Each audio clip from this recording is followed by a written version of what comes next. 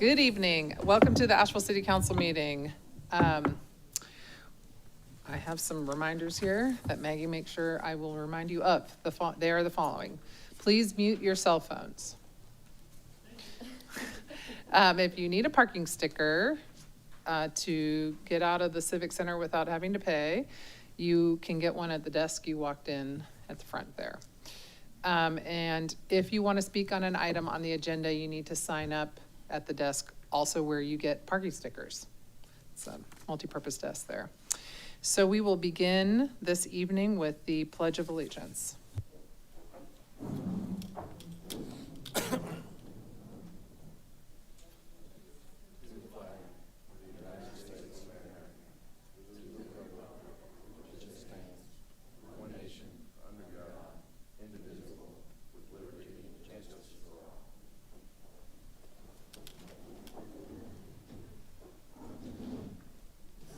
Okay, next we have one proclamation, and I'm going to come down and read the proclamation, and our Public Works team is going to join me at the lectern.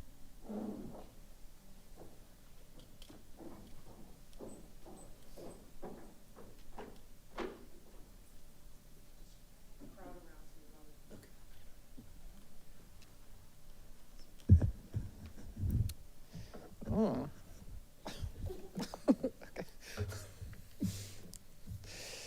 All right, this is for National Public Works Week. Whereas public works professionals focus on infrastructure, facilities, and services that are of vital importance to sustainable and resilient communities and to the public health, high quality of life, and well-being of the people of the city of Asheville. And whereas these infrastructure, facilities, and services could not be provided without the dedicated efforts of public works professionals who are engineers, managers, and employees at all levels of government and the private sector, who are responsible for rebuilding, improving, and protecting our nation's transportation, water supply, water treatment, and solid waste systems, public buildings, and other structures and facilities essential for our citizens. And whereas it is in the public interest for the citizens, civic leaders, and children in the city of Asheville to gain knowledge of and to maintain an ongoing interest and understanding of the importance of public works and public works programs in their respective communities.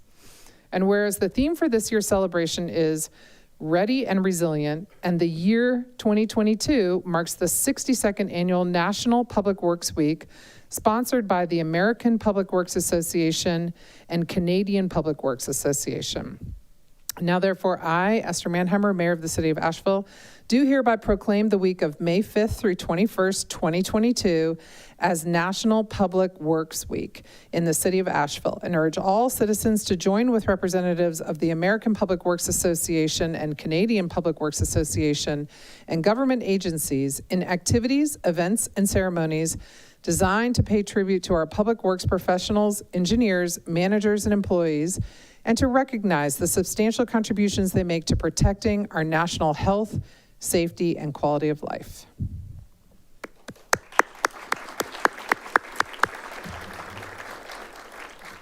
And now we're going to have each one of them introduce themselves to you. Hi, I'm Valerie Wellborn. No, you have to come to Sorry. The thousands of people watching at home can't see you or hear you. Okay, a little stage fright. I'm Valerie Wellborn. I'm in the Stormwater Division in Public Works. I've been here 3 years. Hi, I'm Sophia Bonilla. I'm in the admin department, special projects coordinator, and I've been here for 3 weeks. Bernard McDowell, supervisor for streets utility cuts, and I've been here 26 years. My name is Terrell Bowen. I've been with the city now for 6 years, and I'm Labor 2 sanitation. I'm Daniel Moffitt, and I'm a level 2 equipment operator for the preventative maintenance crew on the street division. I've been here for 3 years. My name is Keith Leader. I'm an inventory specialist with fleet management, and I've been with the city almost a year. Hey y'all, my name is Will Rumley. I'm the Asset Management and GIS Division Manager, and I've been here for coming up on 1 year.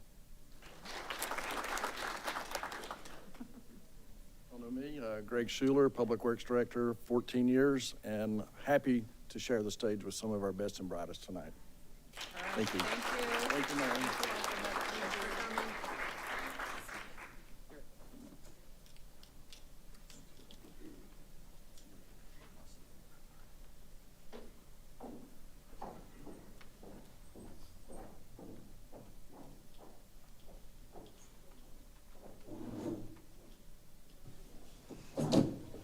Okay, council, next on our agenda, we have the consent agenda. Are there any questions, comments regarding the consent agenda or a motion to approve?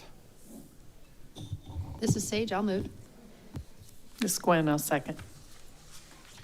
All right, we have a motion to approve the consent agenda. All those in favor, please say. Well, public comment? Oh, sorry, did we have any signups? There, we had no signups, yeah. Actually, I have no signups of anything yet, but it's coming. But anyone under, okay. Thank you. All of those in favor, please say aye. Aye. Any opposed? All right, thank you. Our airport director, Lou Blywise, was to make a presentation regarding the state of the airport, but he is stuck on I-26.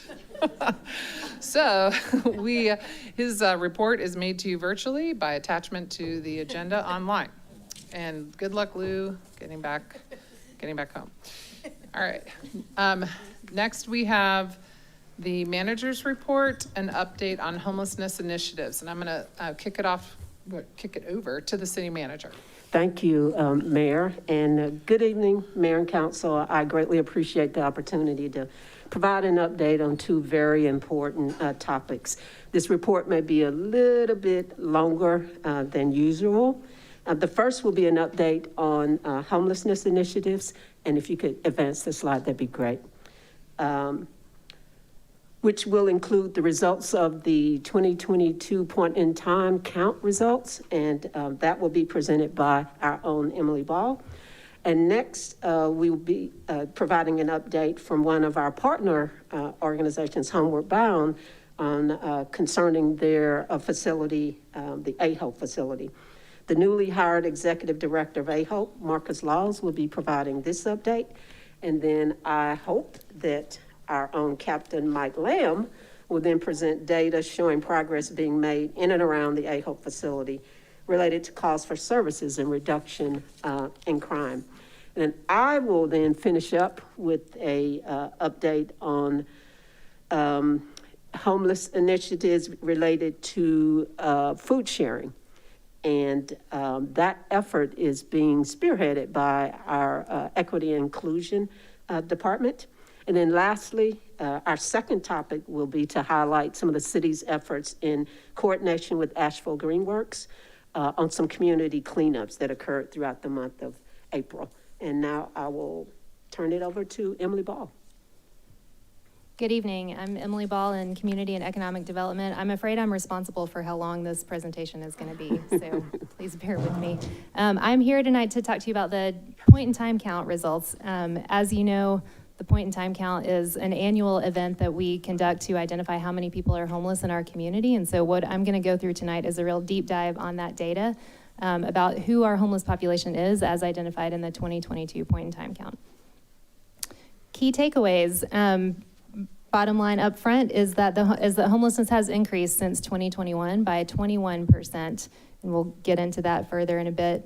We know that COVID has significantly impacted community homeless services. COVID has a really significant contribution to all of the data that you're about to see, partly because the volume and the complexity of homelessness has increased in the pandemic, partly because shelter inventory has decreased in the pandemic related to protocols. COVID protocols have really been a significant operational challenge for a lot of our shelter providers. And then additionally, we have had a really large infusion of federal rental assistance, and we have operated 2 temporary non-congregate shelters that have helped offset some of that impact, some of the impact of COVID on homelessness, but didn't fully close the gap. And then lastly, we do have a consultant on the way to help provide some assistance to address unsheltered homelessness in particular. And that consultant will be able to assist with deeper data analysis on all of these data that we're about to look at to better understand the implications and opportunities that we have. So just a reminder about what the point in time count is. This is an annual count of all people who are literally homeless in our community on a single night within the last 10 days in January. So that's a federal requirement that the count happens during that time period. We're able to select the date, but it does have to occur during the last 10 days in January.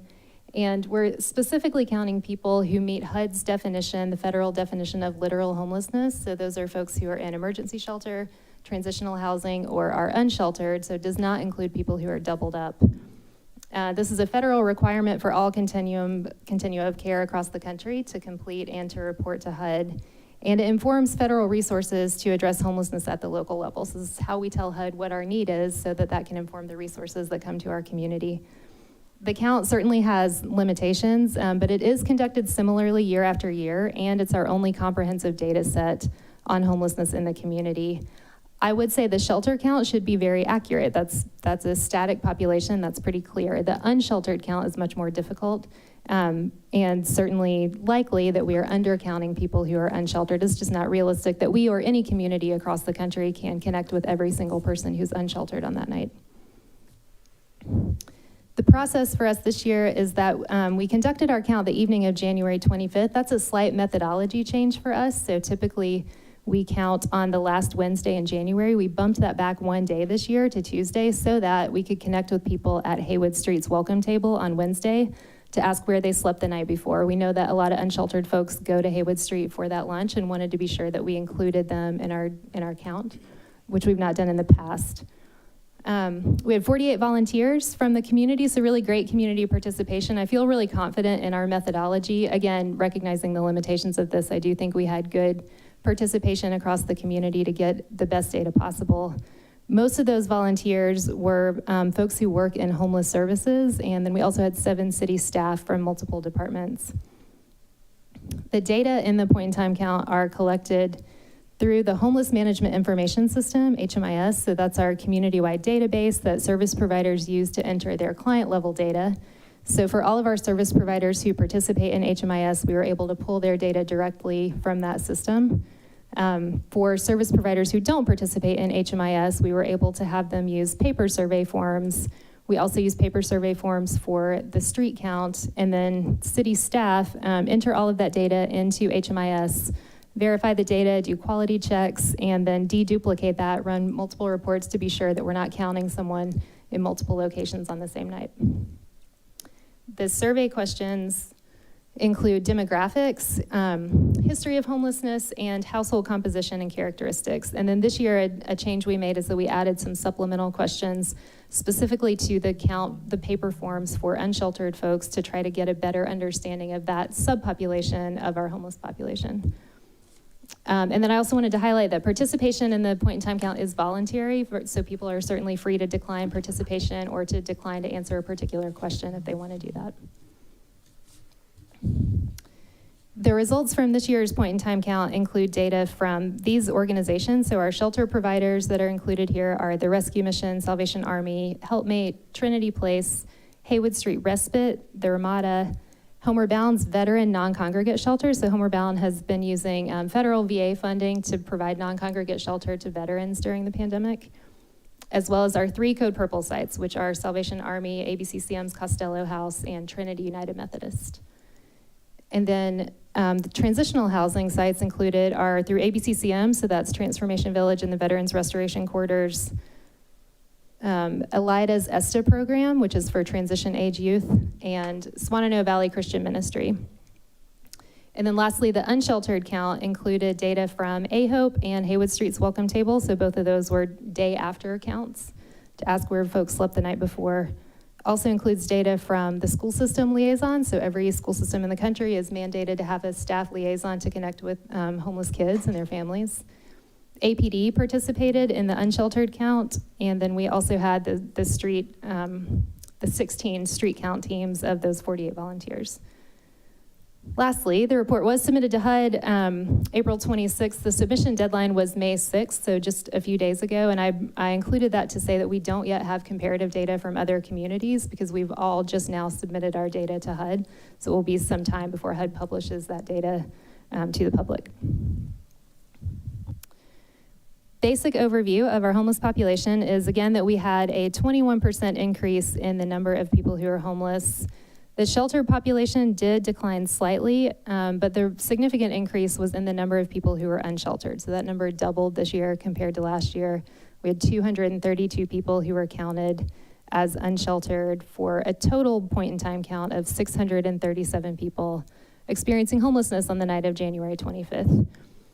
I want to point out that I've included data from the past 3 years because I think it's significant that we have, if you look at our 2020 data, that's our pre-pandemic baseline. So again, the count is always in January, so the 2020 count happened before the pandemic began to affect our community. So I would say the data you see there, the 482 sheltered people, 65 unsheltered people, 547 total, that is a relatively reliable baseline for our community outside of a pandemic. That's sort of business as usual, shelters operating at full capacity.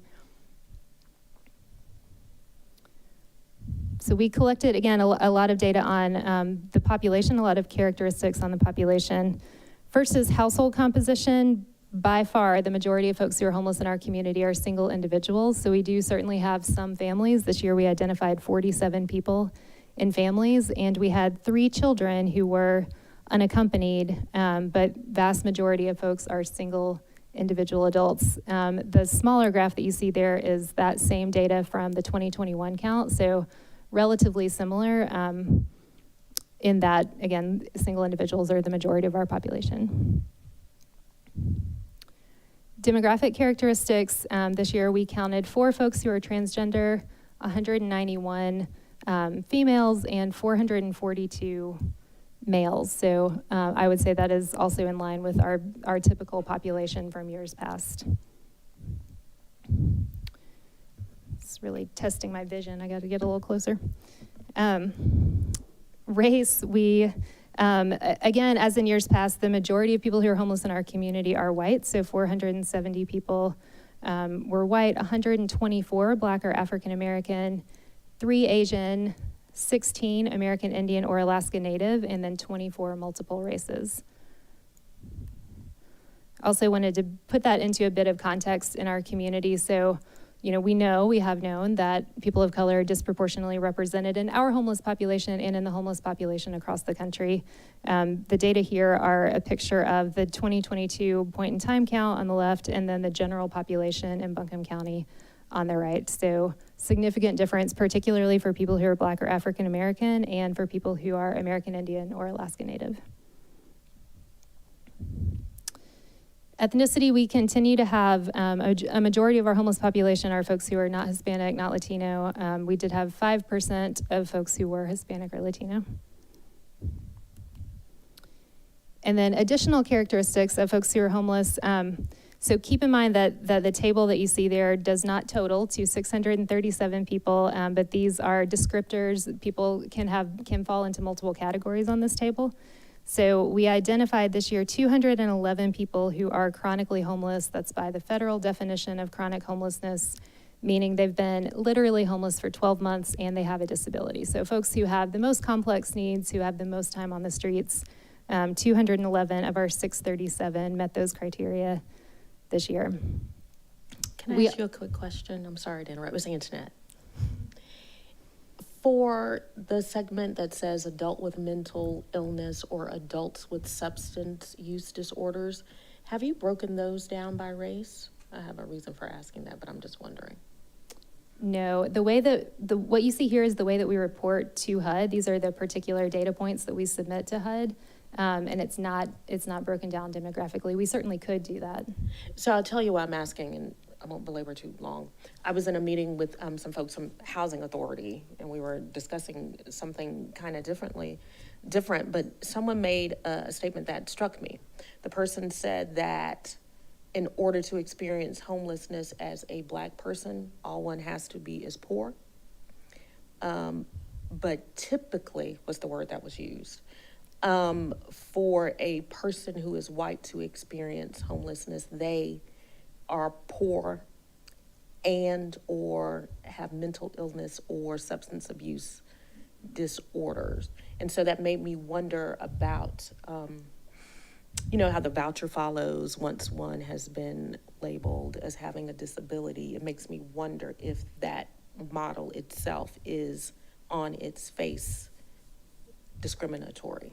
So if you can address the statement that the person in the housing authority made, to even let me know if that's true or not. Because I'm wondering what the data would show. Yeah, I'd say that I don't know, but I think that is the right question to ask, and I think that is exactly the right question to ask. That is data that we can look at. I wouldn't want to answer without actually doing that real analysis.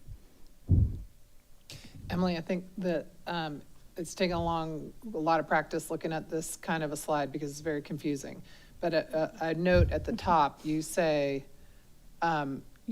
one individual can actually be in several of these categories. So it's not to say everybody fit in just one of the 600 and some people that were counted, correct? Absolutely, that's correct. So you could certainly be a 24-year-old veteran who's chronically homeless and survived domestic violence and have mental illness and substance use, or you could be only one of those, multiple of those. You could certainly be a person in that 637 count who is not represented in any of these categories. Our veteran subpopulation decreased this year. So 2021, we identified 188 veterans. This year, we had 150. I would attribute that primarily to the change in COVID protocols at the Veterans Restoration Quarters at ABCCM. That's certainly not the only contributor, but their census was lower this year compared to the past because of quarantine for folks coming in and other, COVID safety measures in place. So I would attribute that veteran change to that programmatic change. Youth under 25, slight increase. Adult survivors of domestic violence, 46 people identified last year, 68 people this year. Adults with mental illness increased to 134 people, and adults with substance use disorders increased to 100 people. So people are experiencing a lot of complicated things right now. I imagine these numbers are perhaps not all that different from the general population, but certainly people who are homeless have had an escalation in those complicating factors. I mentioned earlier that we asked some supplemental questions of folks who are unsheltered to try to better understand that particular subpopulation, and these are those questions. So first, we asked, when you last had housing, where was it? So what we're trying to get at in this is... So you skidded into this quickly because you know all about what you're talking about. But another confusing thing about this count is we're counting a population that's experiencing houselessness. However, on the night of the count, many people are sheltered. So you're now just going to be talking about the folks that were not sheltered during the point in time count, not in one of the many shelters you listed. Yes, that's exactly right. So for the most part, folks who were in shelters or transitional housing, their data were already in HMIS, and so we were able to pull those data directly for this report. For the most part, exceptions in both directions here, but for the most part, we used paper survey forms for people who are unsheltered, and so we included these supplemental questions specifically on those paper survey forms. So this is, again, AHOPE, Haywood Street's welcome table, those 16 teams that we sent out for the street count, APD, school liaisons. I think that's it. And this is the first time you've been able to ask this stage, sorry, I know you can't tell. This is the first year you've been able to ask these kind of questions, right? So we've not asked these questions in the past, yeah. So we don't have a baseline. This is new for us. And I, again, will highlight that participation is voluntary. So we didn't have all 232 people answer all of these questions, but in the bottom left corner of each of these slides, we have the number of responses. So when you last had housing, where was it? And again, what we're looking for here is, where did you become homeless? Where were you living when you first became homeless in this episode of homelessness? Majority of folks were in Asheville. So 57% of people were living in Asheville when they lost housing and became homeless. 13% of folks were elsewhere in Western North Carolina. Close to 5% of people were in the rest of North Carolina, and then about 24% of people were in other states when they lost housing and became homeless. And for this question, we had 166 responses out of that 232, so a pretty good response rate. Does an outer state number seem high? Yes. To you? I don't know. is the truth. I mean, I think, again, this is kind of we haven't had a baseline because we haven't asked these particular questions prior to this year. I do think the pandemic has just really changed everything. And we do know certainly homeless folks are mobile, are, moving to where they can get their needs met and moving for other reasons. I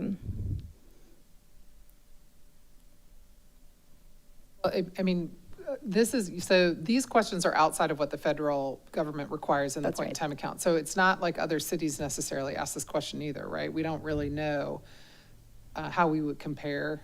That's right. Okay. Mhm.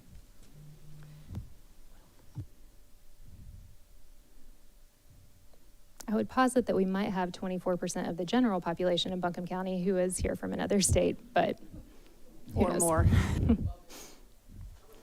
I would posit more. Mhm. I do have another question that's totally related to something probably like 15 slides ago. We saw that slide where you said that the percentage of African Americans experiencing homelessness is 19.5. If memory serves, I believe last year was like 27. 24. So on its face, it looks like a reduction. So I'm wondering if the reason for that seeming reduction is because there has been a decrease in the actual number of African Americans experiencing homelessness, or is it because there are more white people who are homeless? And if it is a reduction based on something you believe we did, what is that and how do we do more of it? Mhm. I'm sorry to say I don't have 2021 data in my head, so I don't remember the number from 2021. I would say two things. One, I think that you are right that we probably do have an increase in the number of people who are white and homeless. I also would say, and I believe that we've talked about this before, but in our coordinated entry process, which is how we identify who goes into permanent housing programs that are publicly funded, we did do some analysis of that in the fall and looked at the prior year's data specifically for a number of reasons, but one of those was to evaluate disparities, because what we would hope to see is that what we know from other communities across the country is that other communities are housing white people at a disproportionate rate compared to their homeless population. That was one of the things we were specifically looking at. What we did find in that analysis is that our coordinated entry data, meaning the people who are getting housed in our community through that process, was almost exactly on track with our 2021 point in time data in terms of who our homeless population is. So I would certainly say that we are, I realize that is not, an equity response, but I would say we're not furthering disparities through that particular process. So would hope that that would be a contributor to the data that you're seeing, but again, don't have that 2021 data with me.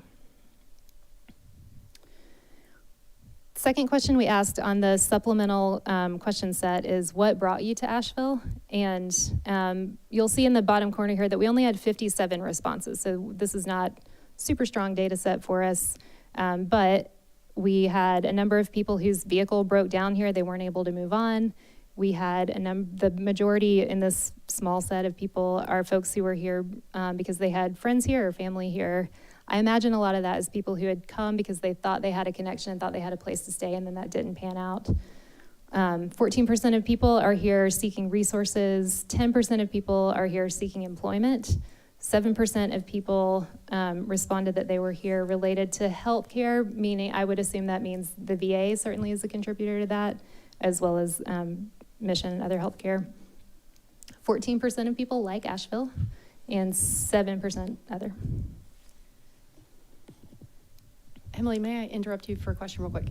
On this idea of asking additional questions, which I think is very informative and helpful, do we have any other avenues for this, like our partners that we are supplementing funding and stuff? Could they be asking these questions? How can we grow this data that we're starting to look at? And you don't have to answer now. Maybe it's just a thought for the future. Yeah, I think that's a great thought. I love data, and I think we can't have enough. And we are our community service providers have really done a great job of increasing their data collection in the last few years, and we have increased participation in HMIS. We do definitely have a lot of opportunity to continue to improve in that. What I think is what's appealing to me about the point in time data is that it is our only comprehensive data set. So we could add questions in HMIS. We don't have all partners participating in HMIS at this point. But this is kind of our one chance annually to do this big community snapshot. So it is our best, I think, kind of finger on the pulse of that population. But certainly, I think those are things we can explore. I'm particularly interested in this, coming from other states, because as much as we'd love to help everyone, I worry about capacity. So anything we could do to study those figures and learn more would probably be helpful. Mm-hmm. The next question we asked, again, just of the unsheltered population, is what is the main reason that you aren't staying in a shelter right now? And we had 174 responses, again, out of that 232, so pretty strong response rate. And you'll see them here ranked in kind of priority order based on the options that people offered. And these were not pre-populated by us, these were qualitative. So people answered, and then we sort of aggregated that data into these categories. So first is restrictive rules. Second, too many people, anxiety, so just overwhelming environment in that congregate setting. Third, people feeling unsafe. Fourth, being separated from people, meaning I can't stay with my partner, or I've been camping with my friend, we can't go into the same shelter. Fifth, can't have pets. Sixth, they're full. 7, want other people to have it, so want to give up my bed so that somebody else can have it. 8, IDs and other entry barriers. 9, transportation, meaning I'm not able to physically get to that shelter. 10, concerns about COVID and other fears, and again, this is mostly related to congregate shelter. And then lack of knowledge about what shelter options are, shelters feeling institutional, and then a small number of people who have been banned from shelter options or believe they have been banned from shelter options. Sometimes folks had been asked to leave a long time ago and hadn't revisited that, so believe they continue to be banned when that's not necessarily true. And then lastly, we asked about COVID vaccination, and we didn't drill down any further than this. These are verbatim the questions that we had. So we're not asking about, number of shots or boosters or any of that, but just have you had a COVID vaccination? 47% of people said yes, 22% of people said no, and then we didn't get a response from 30% of people. So that represents our whole 232 people there. So really, really positive response. We worked very hard to get vaccination clinics out in the community. We had Be Love taking vaccines out to folks in camps, and we had a number of vaccine events. So I feel really positive about that vaccination rate. All right. Next, I want to talk to you about the housing inventory count. So this is also a HUD requirement. This is a report that we submit to HUD along with the point in time count to tell the federal government and for our own analysis how many beds exist in our community, what type of beds are they, and how well utilized are they on the same night as our point in time count.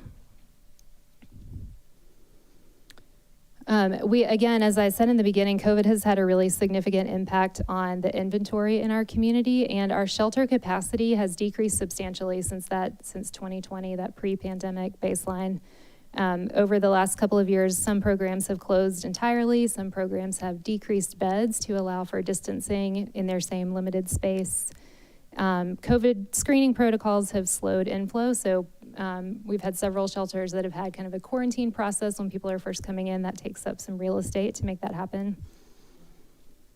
We also, as you certainly know, have had several non-congregate shelters in our community during the pandemic. That's a relatively new intervention in our field of practice that's emerged from the pandemic. And in our community, we use non-congregate shelters specifically to create shelter opportunities for people who otherwise would have been outside. So that is the Red Roof Inn, that's the Ramada, and then that's Homerebound's operation using federal VA funding for veterans. It is clear to me that the acuity of need, particularly behavioral health needs, has really increased. So mental health has escalated, substance use has escalated during the past couple of years. And then another impact of COVID on our shelter inventory is that we've had a lot of resources from the CARES Act. So $2.4 million of new money in our community from the CARES Act, specifically to prevent homelessness or end homelessness. So to provide rental assistance. $2.4 million of an infusion into housing programs, so really significant inventory addition in permanent housing. So this is, I want to really walk through this slide in particular. This is the inventory in our emergency shelters and transitional housing programs in the community. So you'll see in 2020, pre-pandemic, we had 285 shelter beds in the community. We lost some of those in 2021, and in 2022, we were down to 144. So our regular shelter capacity has been cut almost in half during the pandemic, related to all of those reasons I just named. In the meantime, we have added in some non-congregate shelters, so of course didn't have that in 2020. Those 106 beds in 2021, that's the Red Roof Inn and the VA program, and then 2022 is the Ramada and the VA program. Code Purple, you'll see 75 beds in 2020.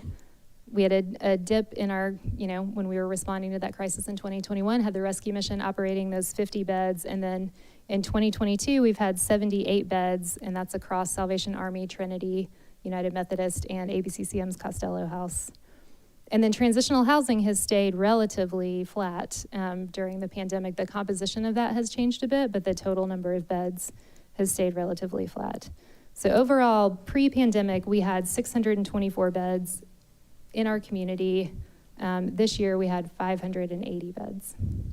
Emily, what's the projection for next year? Because I know we have our non-congregate, Ramada's closed now. Tell me what you're thinking about in terms of the projections for each of these categories. I don't know about shelter. I think that's the big question. So some of those shelter programs close permanently. Some of them, I imagine we'll start to see those come back. So this is agencies just trying to shrink down and do what was manageable and possible in the pandemic operationally.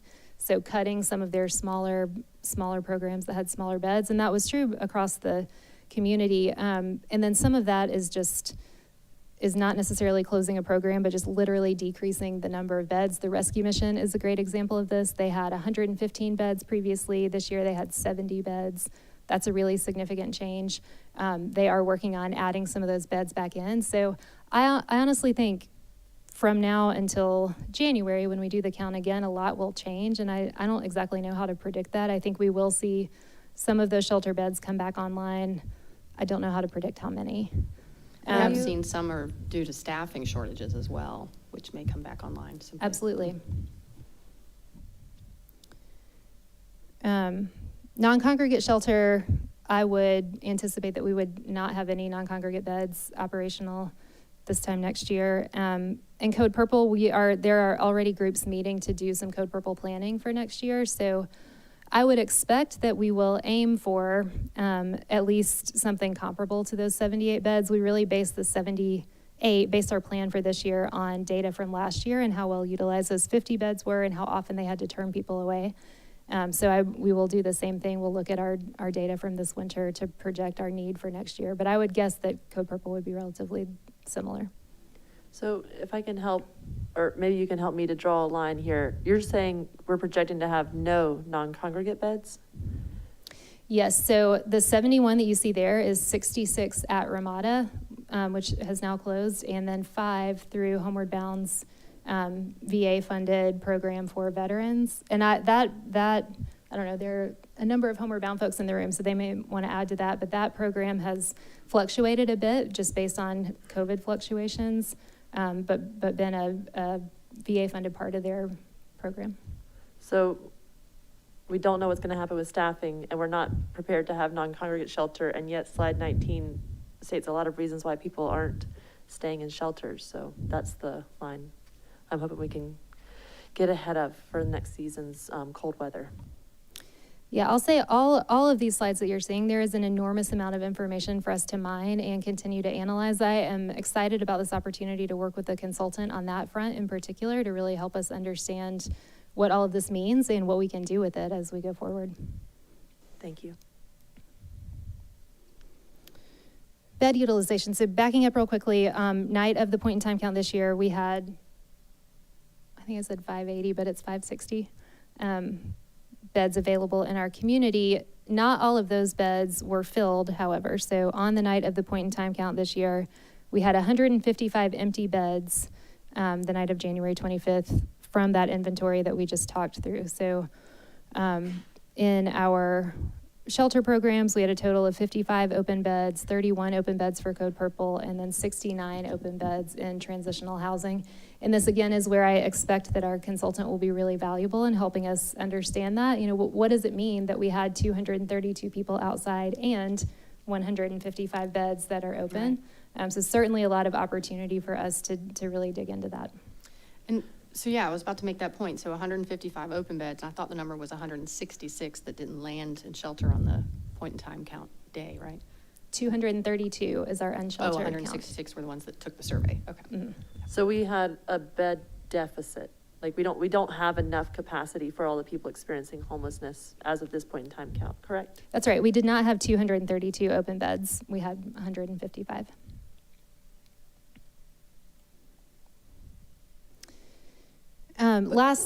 Just 1 second, because I know the point that's being made in the room right now, because at this time, at the point in time, we had the non-congregate shelter in place. And so we did actually have 226 or something beds open, right? Like 71 open beds, maybe they. No, so that's 71 people who were in non-congregate shelter. So because the way anymore. the way we operated non-congregate shelter was that it sort of scaled to the number of people we had. So we weren't refilling rooms. So that all of the non-congregate beds that we had were filled on the night of the point in time. Okay, thank you. At times we were housing more in non-congregate shelter, but not at the time of the point in time. And I guess the point is, like, throughout this winter, the question in the community has been, at least in my inbox, are there enough beds or are there not? And I think that's what we're kind of getting at here. And it sounds like it's a fluctuating number.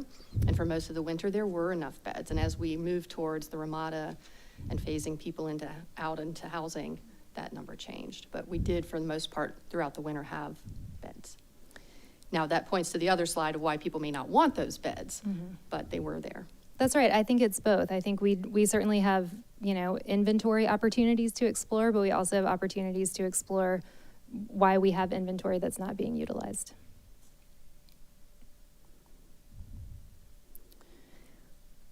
Lastly, as I said, we had $2.4 million of additional CARES Act funding specifically for homelessness prevention or housing programs. And so you can also see this positive trend during the pandemic in terms of the number of people who are formerly homeless. So people who were homeless and exited homelessness into permanent housing, either through a rapid rehousing program or a permanent supportive housing program. So this year we had 863 people who were in permanent housing on the night of the point in time count. To me, that is wonderful. That is a lot of heads and beds in their own homes. 863, so really positive number. Almost half of that, or perhaps just right around half of that, are veterans in the HUD-VASH program, which is a really big part of the homeless service system in our community. But 863 total people formerly homeless and currently participating in a supportive housing program.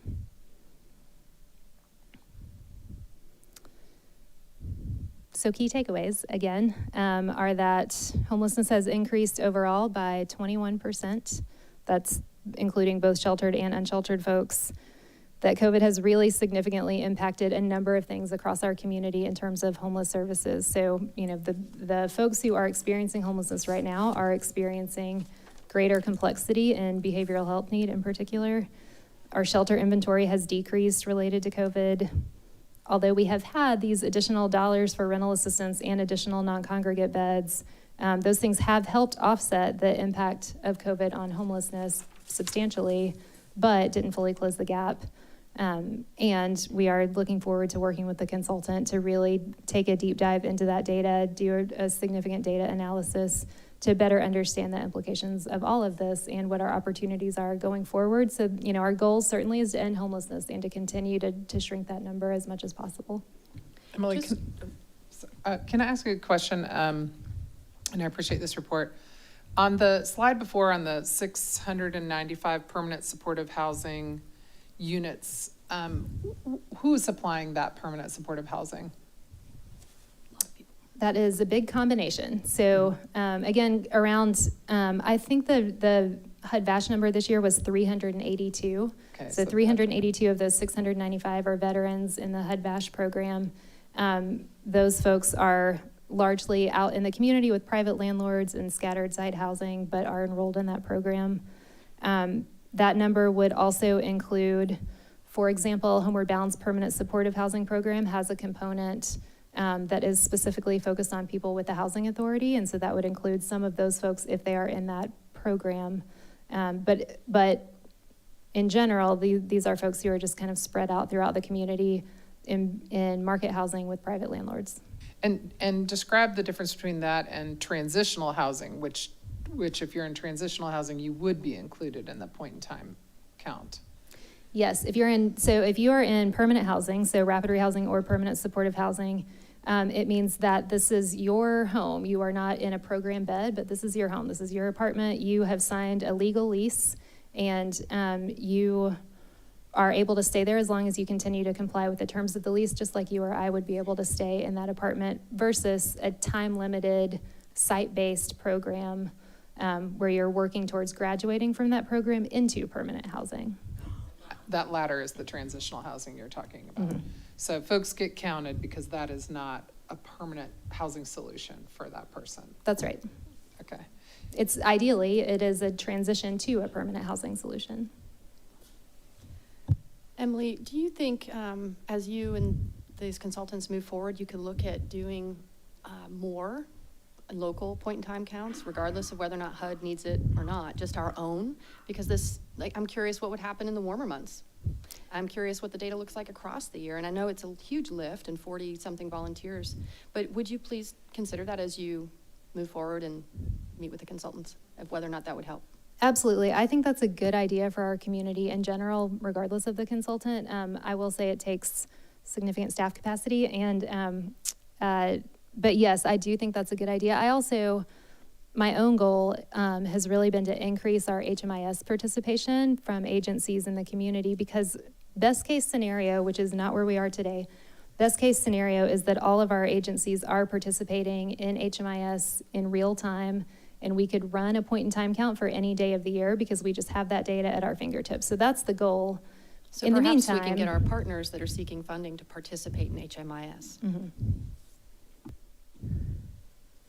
Before we move on from the next slide, if we could go back to that, are we planning, keeping the end in mind? I'm really concerned about a complete ecosystem of responses for our service partners and for our neighbors experiencing homelessness, making sure we're meeting the needs of the community, the folks who have local businesses in our neighborhoods. Is this contract planned to look at emergency shelters, managed camping, safe sleep sites as well? So with the consultant, we have not been that prescriptive. What we've said to them is, please come help us understand what's happening in our community. Please do what you do. I mean, these folks are national experts, and this is the work that they do in communities across the country and in North Carolina. Right now, they're working in Winston-Salem and in Raleigh doing similar work. So what we've asked them for is a comprehensive needs assessment. So I would expect it would include all of the things that you've mentioned, but we didn't want to be prescriptive and inadvertently leave something out. So want to really look to them to be thorough in that analysis. And what does it look like for that consultant process to include narrative data along with the data sets, so that we get closer to better understanding that slide about why folks aren't choosing to go inside, so that we can get closer to equitable outcomes in reducing homelessness? Absolutely. So quantitative and qualitative data are both part of the needs assessment. And the plan is that they will do really significant stakeholder interviews across the community. So wanting to meet with service providers, certainly, wanting to meet with businesses, faith communities, neighborhood associations, folks across the community, and also, and I would say most importantly, people who are homeless. So those are folks who can provide the best insight about their experience and about why they can't or aren't accessing services in our community and what those gaps are. So yes, I think really robust effort in that direction. Thank you so much. Well, Emily, when so we know that the deadline to submit this nationally is May 6th. When would we expect to kind of see the national and regional reports? I mean, just, I guess, my curiosity is what we're experiencing in Asheville similar, different than, and so I would be interested in looking at that national data. I don't have a specific date to give you, but I would say it will be a number of months. So it is all of us submitting through this HUD portal and then HUD doing their work and then eventually publishing those data sets. They'll follow up with local communities just to do some data quality checks and be sure that what they have is accurate. And then all of that will be published on HUD's website, but it will be some months before we have that. I'll say anecdotally that I think that there are a lot of other communities having a similar experience, and that's just based on my own conversations with folks in other communities and what I've heard at conferences and that kind of thing. But again, won't know actual data for a while.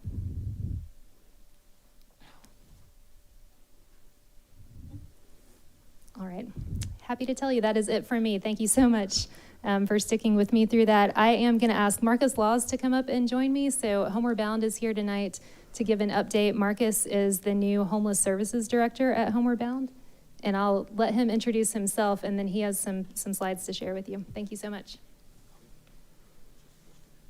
Welcome. Good evening, Mayor, council members, everybody else. How y'all doing?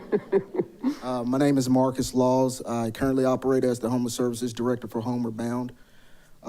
Thank you guys for having me here tonight. Just to talk to you for a little bit regarding Asheville's Homeless Outreach Project for Empowerment, or as it's commonly known, AHOPE. I just learned that term about a week and a half ago, and I have to say I found it very apropos, especially for myself and for the team that I supervise currently, because this is our mission. We seek to empower the folks who come through our doors. All right, so who do we serve? We serve as a community resource hub with a unique array of individuals that have unmet needs for unstable housing. These individuals come from various backgrounds. They have different ideologies. They identify differences based on their races, based on their gender identities, based on their sexual orientations. And they come with barriers that include physical health, mental health, and substance use. So in essence, we serve the community, but maybe not the community that everybody knows in the proper sense. Currently, the services that we provide at AHOPE, which is our day center, we provide daily services for community stability.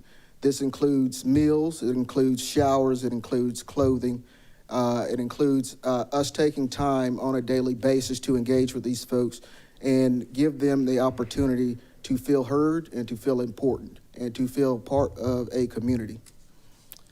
Our outreach and our engagement team canvasses the community in Asheville and greater Buncombe County area to provide on-street services for those who have not yet been engaged, for those who have not yet made their way over to AHOPE, with the hopes of bringing them services and letting them know what community resources are available that can help them to obtain stable housing. Part of the services that follow in to our outreach and engagement team, and I think Emily has already mentioned it, is our coordinated entry team. And they are responsible for our housing system management as well as placement. So anyone who is on our by name list that is seeking permanent supportive housing, those who look for opportunities for transitional housing, we seek to use our coordinated entry process to identify those individuals and then allow them the opportunities to have their information counted, and then to make sure that we follow the appropriate process to see them placed in housing. As we look at the services that we have presently, we notice that we have a greater capacity for, or we have other things that we can do to help these individuals, or as we like to call them, community members, to reach what they see as their ultimate goal and what we hope is their ultimate goal, which is to find stable housing and to be stable within the community. So as we begin to look at services that we can build in capacity for our future, and these are things that are actually already in progress as we are continuing to cultivate partnerships with different agencies in the community. We're looking at employment support services. We recognize that we can increase the ability for someone to be able to gain housing if they have stable employment, if they have income, because that is one of the factors that is always going to play a role in whether or not somebody is able to find stable housing in the community. What that looks like for us is partnering with community agencies that help us to identify employers that are willing to work with individuals with particular backgrounds, whether that be for substance use or whether that be for criminal background history. We want to identify those employers and offer our community members the opportunity to feel empowered, to feel confident, and to go out knowing that they have an opportunity that they're building for themselves. We also look at enrichment services. Enrichment services we count as things that are not traditionally provided, but are very much critical for success while they are on the street and as they move towards stable housing. Those enrichment services include mental health care. It includes physical health care. So again, working with our partners in the community to identify who has what need and is that a barrier to them being able to have stable housing. And we work collaboratively to make sure that those resources are provided to them. This also includes us finding activities that are not always presented. A lot of times we focus on the mental health and the physical health, and we forget that a person is more than just their mental and physical health. It is also about whole health resiliency. So we have recently opened up a small library, so we want to be able to challenge people's minds. We want to be able to challenge them to think about what their current situation is. How did they end up there, and what is the pathway that is going to allow them to go into stable housing? We are also looking to build in peer support services, which allows individuals who have lived experience, whether it's with mental health, substance use, or being homeless, to come in and share their story, to share the things that help them to pull themselves out of the muck, if you will. And in sharing those experiences, hopefully they will inspire these community members to understand that they have an opportunity that they can build for themselves. And our understanding of all of this process is how we have services now, how we build service capacity is through partnership. So we're very appreciative of the partnership that we currently have with the city and with each agency within the city who has chosen to partner with us. And we will continue to try and cultivate those partnerships. So if anybody is willing to partner, please come and talk to us. We're at 19 North Ann Street. But this is our mission. Our partnerships help us provide safety measures so we can produce a safe environment in which people can learn and grow. It assists with our systems management. When we talk about the by name list and we talk about points of data that inform us about what's going on in the city of Asheville and how we can do better and be better, our systems management and the data that we're able to put in to that system will give us those answers and allow us to build capacity to do greater things. And as we continue our partnership with the city of Asheville, I think you guys will see a lot more data points that will be coming from our coordinated entry team as well as our outreach team that will support that mission. We look at resource management that allows us to be able to build in capacity for these programs and for these projects, collaboration, communication, and participation, which are all pillars of partnership that needs to always continually happen in order for us to be effective. So when we talk about community, and I'm sure for a while it was very well known that there was some instability around A-Hope. So one of the things that we've put our focus and our task to is community stability. And what that looks like is we create and we foster a safe and productive environment for people to be able to grow. We do that through awareness for safety. It's not just that folks can come in and they're gonna have a fight and everything is said and done. So we start in the morning times before anybody walks through those doors. We make announcements about what our expectations are for safety in our community. What that means is that if anybody is carrying a weapon with them, they are required to turn that weapon in before they begin services for the day. Is this a new program? This is Antoinette. Are these new? Sorry. Are these new? Yes, ma'am. Okay, so it's a new model, Yes. essentially. Yes, ma'am, it is. Okay. So Have you got pushback for this model? Because when I see it, it looks like a lot of accountability and boundary setting. So far, not a whole lot of pushback. I think in my experience and what I've gotten from talking to our community members is they actually crave this stability and they want to be able to come in and they want to feel safe. So anyone who has not, anyone who's had pushback, I have not seen for a while. So what you're saying is the people you serve are saying boundaries actually allow them to feel safer and more empowered? Yes.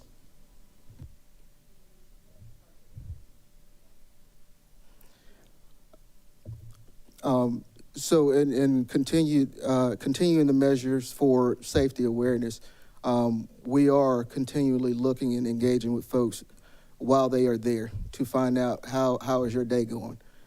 We consider factors like setting conditions. Has it been raining today? Who's going to come in angry because they got wet? So those are things that we have to be cognizant of as we go throughout our days and as we interact with our community members. We look at crisis management. What are we doing before a crisis occurs? What are we doing when a crisis occurs? And what is the protocol after a crisis occurs? And we hold ourselves responsible to that. We reinforce on a regular basis our community expectations. Again, in the morning, those expectations are laid out. So we want them to understand on a consistent basis, this is how we want the facility to be run. This allows us to keep you safe. This allows us to provide you the services that are needed for you to be able to sustain yourself and move towards stable housing. Anytime there is a violation of the expectations that have been set, any of our community leaders are allowed to ask our community members to leave for the day. We do not try and bar them from coming back to services, but depending on the severity of that violation, it may be extended beyond a day. If any violation is extended beyond a day, that community member has the ability to come to myself or one of the program managers, and they are able to appeal that violation. And it is because we want them to learn to advocate for themselves, to feel empowered to speak up about things they feel are injustices to them.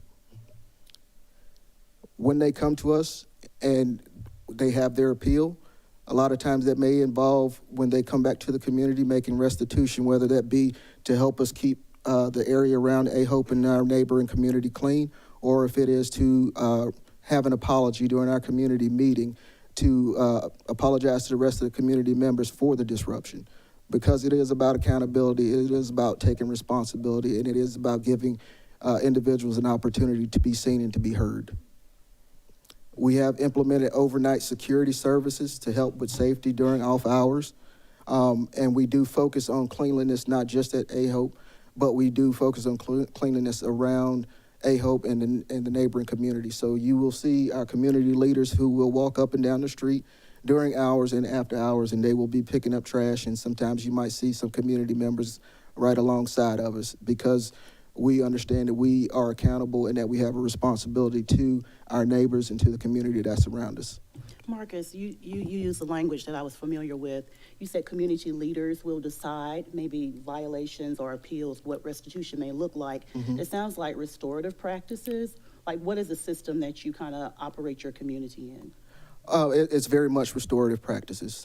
It's very much meant to not to isolate anyone, not to push anyone away, but to, again, help them feel responsible for the actions that they take and to be accountable for the actions that they take. Recognizing that when they do act, it has a significant effect on the community that we're serving, the community that they're operating in. And then it's also to build capacity for once they are integrated into housing and back into the community. That can be a very volatile position for an individual to be in outside of A-Hope. Do you foresee any backlash for a community making a decision as to whether to ban one or two community members? Like, what does their protection look like on the street? Well, I think the protection that it looks like on the street, when they're on the street, they have their own forms of community and how they operate. When they come to A-Hope, what we teach to them and what we model for them is what does it mean to be a responsible community member and how do you take accountability for yourself.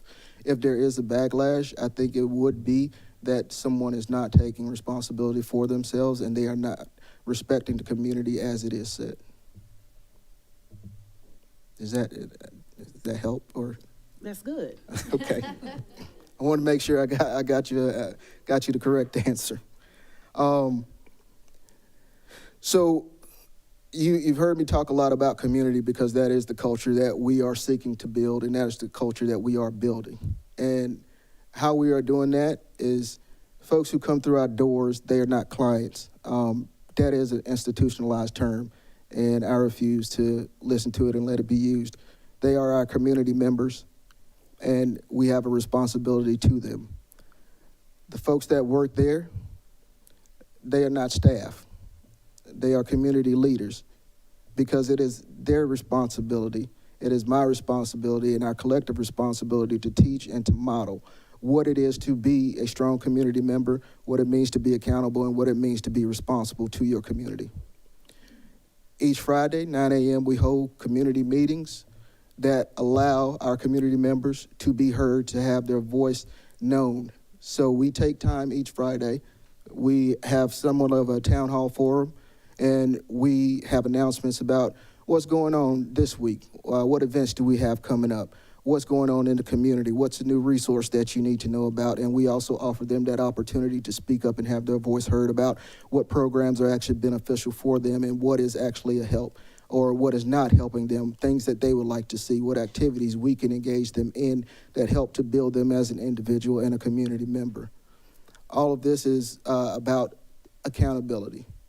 For them to know that we're not just there to tell them what to do or just show them the way or tell them ways that they've messed up, but we're on a journey, we're walking hand in hand with them, and it's our responsibility to lead them and give them the appropriate information they need and prepare and equip them for the challenges that they have ahead.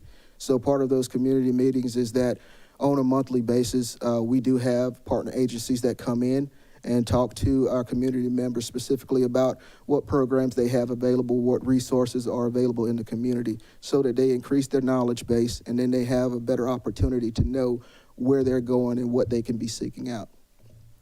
And again, this community culture is cultivated through partnerships. We expect that as we continue to partner with the city of Asheville and anyone who's willing to do so, 19 North End Street, come by, talk to us, and if we can be of service to anybody in this community, and if you guys can be of service to us and help us to build up our community members, we look forward to working with you.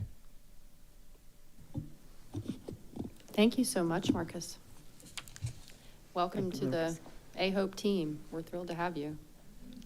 And to Asheville. I Yeah, think and to you Asheville. via Florida, I believe. I feel a lot more than A-Hope. I feel lots of hope. Yep. Now I wanted Captain Lamb to talk, to talk about crime data. Good evening, Mayor and Council. So, as y'all are aware, we had several complaints about crime issues in and around A-Hope from several of its neighbors over the last year. And so we pulled our call data at least for the last 5 months. Not only did we pull calls for service, but we also pulled our crime data for 250 feet and then also 500 feet in and around A-Hope. And I just got to say, I got to applaud Marcus's work, him and his staff, because there has been a drastic decrease in the issues, especially the crime issues that are in and around A-Hope. So looking at the calls for service over the last 5 months, in December we had 98 calls, then January 44 calls. These are all coming from 19 North End Street. In February, there was a jump of 66 calls for service. That's because, February, 66 calls for service. That's because in February, that's when they instituted overnight security, and they had a couple of issues with folks that were routinely trespassing there, and there was a handful of folks that actually did property damage, threatened the security guard. But again, like Marcus said, it all comes back to partnership, and so I feel like we really have a strong partnership now. And we investigated those crimes and were able to make charges on those for those individuals that did the threats and also did the damage to the property. And then in March, we had 42 calls. And you can see in April, that's pretty much cut in half. So, and we're seeing the same thing trending now in May. So if you go to the next slide. Oh, I'm sorry. I'm so used to a virtual platform. Next slide, please. That's the only one. Yeah. But, this presentation is much shorter than Emily's. So, Emily always does a great job, though. She's wonderful. So looking at the crime stats from 250 feet and then 500 feet, we had a significant drop. You know, you've got 29 total crimes within 250 feet, 39 within 500 feet, and you can see the drop off. You know, total counts, and these are incidents. These aren't calls for service. These are actual crime incidents that have been reported. So we had 8 in January, 9 in February, 9 in March, and then 3 in April. And then, and the reason we did this, because our concern was that if things were addressed at AHOPE, where there was accountability there, and that it would be pushed out in and around the area. But what we're seeing actually is it's affecting the whole region within 250 feet and 500 feet. Again, it's not only better at AHOPE, but in and around the affected businesses in and around AHOPE as well. So go out to 500 feet, and it's 12 in January, then 11 in February, 11 in March, and 5 in April, for a total of 39. But again, I just want to echo what Marcus said. It comes back to partnerships and collaboration. And I feel now that we have a strong collaboration and partnership with Marcus and AHOPE and his staff. His team is really good. We've had a couple of investigations that have happened in the area that they've been very helpful with. And there's definitely a collaboration there. So. Thank you very much. I have a question. Anytime we're looking at just a very specific snapshot, it might not tell the whole story. Do we have comparative data for downtown in this area compared to the year before and the year before that? I don't have it with me currently, but I'd be glad to see it. Thank you. And also, Okay, that's good. no, you go ahead. I was just going to ask, and Marcus, I know already sat down, but whether or not, and it sounds like you're really reaching out to a lot of folks. Have you been able to establish contact with the other folks in the area, like Jan Davis Tire? And yes, okay, good. All right, great. Because I was going to say that was the point I was getting ready to make, because I have had the opportunity to speak with those surrounding, and they say they've noticed a significant change. However, they are cautiously optimistic because, as one person said to me, there have been times in the past when heat has been placed on the organization, and after a period of time in the past, things kind of started to trickle back up. So my request or question is, I know we were in a 90-day trial. Is it possible to circle back in like July to see where things are? And I'm going to ask you a question, but I'm also going to kind of editorialize. Are you talking about with Homerebound yeah, with specifically? Homeward or Captain Lamb. We also meet or even if it's just the data itself. That's fine with me. Yeah, we also meet on a monthly basis. So we stay in regular contact. Marcus has also invited us to the community meetings because it's, for public safety, it's all about those relationships. And so for, our victimology counts are high within our houseless population. So it's important that we have great relationships within that community so that they feel comfortable coming and reporting to an officer, because we also know that reporting in and among that population and that community is also very low. So we're only seeing a snapshot of what's actually occurring out there. And so I'm going to take an opportunity to editorialize. A few months ago, I think some might recall that we had a couple of contentious meetings in HCD where we were requesting strongly that measures be taken to really, I thought, to empower the folks experiencing homelessness. And I heard from several people, or even saw on social media, that it was a matter of hating people who found themselves in that situation. For me, on a personal level, that was not the case. The point was, in my opinion, to actually improve matters for those folks and to make things better and safer for them as well as those around. And it seems to me that by implementing accountability, everyone is better served. I just want to take that opportunity to say, and the data seems to suggest that. And we totally agree, and we totally apologize for taking this much time with this presentation. I know that we've got a lot of other things to do, but Mike, if you would just click to the next slide. And I just wanted for me. to add a comment while you're transitioning to Sure. food sharing. I was interviewing the director of a low barrier or high access shelter in Olympia, Washington. Olympia is a little similar to us in some ways. It is a shelter that is connected to permanent supportive housing as well, sort of in one site. And one of the things she said to me was the number of calls for service from a shelter space like that, a day shelter, because they operated a day shelter, should be low. And if they're high, that is an indicator of an operations issue. So I'd never really thought about it in terms of that metrics. This is not my area of expertise, so I wasn't sure if that was just something we had to accept, and that was kind of how it worked. But I think what we're seeing here with this very strategic approach to operating AHOPE, a change in what we've seen here today. So I just want to make that observation. It's good news.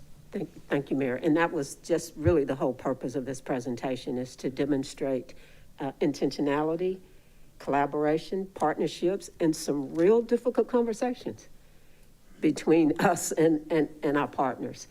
We meet monthly. Cindy and I have met without the rest of the staff to try to get on the same page. So I think that we are headed in a very positive direction. Just very, very quickly, other issues related to homeless and providing the type of services that are needed is the food sharing. And a lot of the food sharing issue is around, quite frankly, community cleanliness. Is how do we share food in public spaces in a way that does not adversely impact that space after the food sharing is over. So we have convened a group of people that are engaged in food sharing, had conversations with them. Ultimately, the result will be guidelines. If you are in public spaces, these are the things that you need to be aware of. This is how you've got to leave the space. You got to leave the space actually even better than you found it in some instances. But lastly, we wanted to go on record to say that the city is not currently have plans to enact some type of ordinance around food sharing. And so I don't have anybody to click for me. There you go. All right. Thank you. And you all know, and many of you elected officials and staff that are here participated in some of the cleanups that happened in April. We had a number of groups, the downtown cleanup, the Haywood Road cleanup, and the neighborhood cleanups during Earth Week. And what those figures represent is a whole lot of trash that got picked up by the community. And we just wanted to just acknowledge that effort and to say thank you.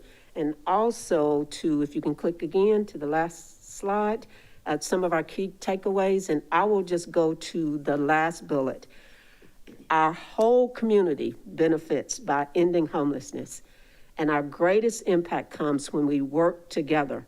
We can do more as partners than we can do alone. So that is my challenge to the community related to this issue. So thank you all again for your time, and I apologize for those of you who are waiting on agenda items. I will shut up. Thank you.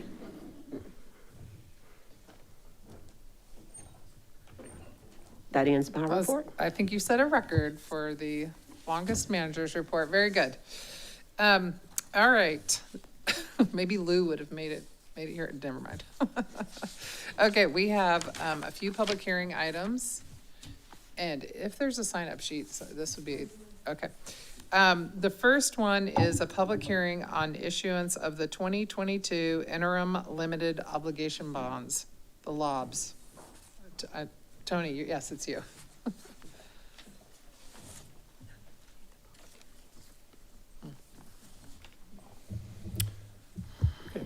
Good evening, Mayor, City Council, Tony McDowell, Finance Director. I'll be very brief and introduce this topic and then turn it over to you all for the public hearing. The public hearing tonight is for the issuance of 2022 interim limited obligation bonds, or Lobs.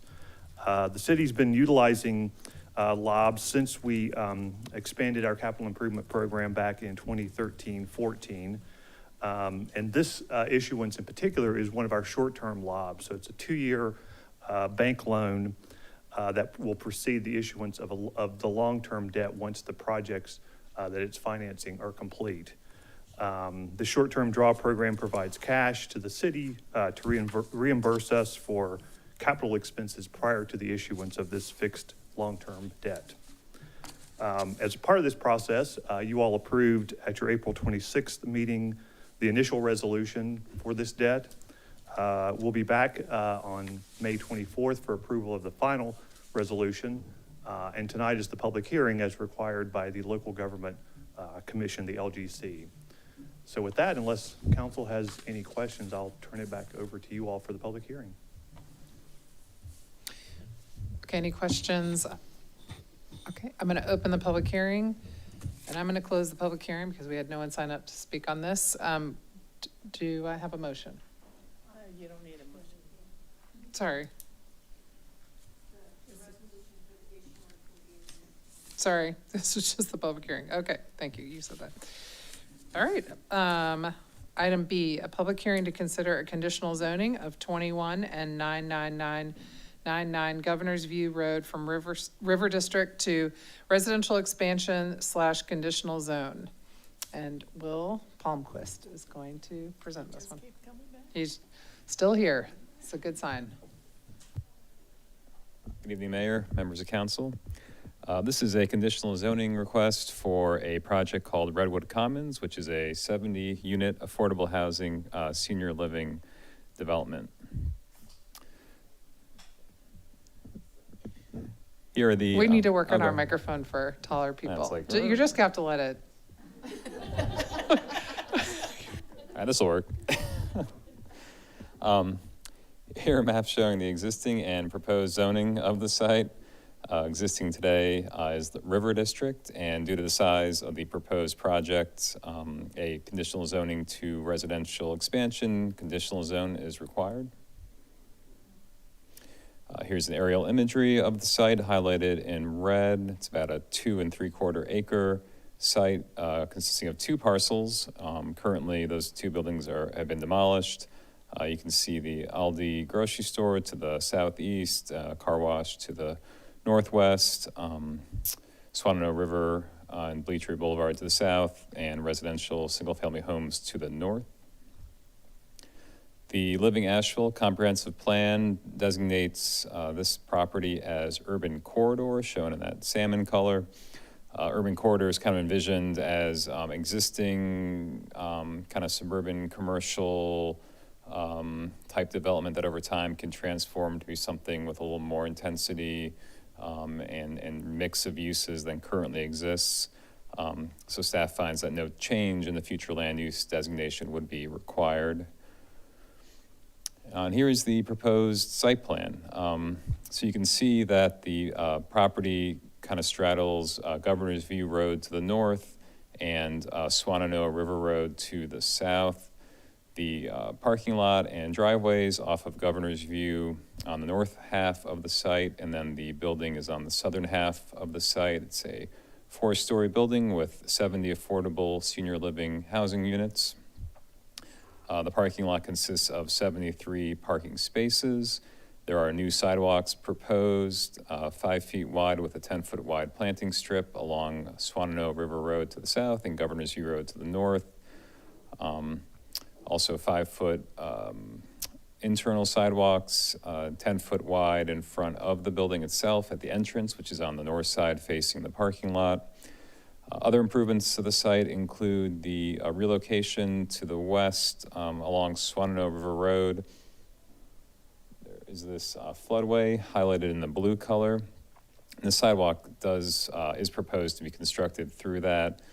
But the bus stop that's there today, which is really just a sign and a spit of dirt, is going to be relocated out of the floodway and be improved to a bus shelter in a concrete pad.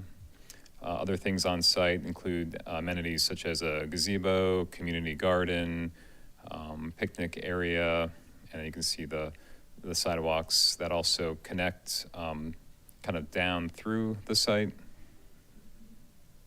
in the western portion of the site, so you can actually connect down to Swannanoa River Road. Other things to note, landscaping and open space standards apply. The tree canopy preservation requirement is seeking to be modified. They can currently provide 4% on-site. Requirement was 15%.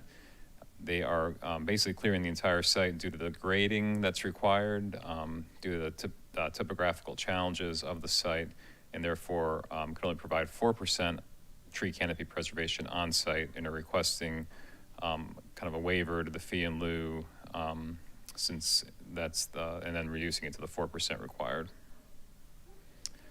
Just some building elevations, kind of a combination of materials between lap siding, cement panel, and stone veneer.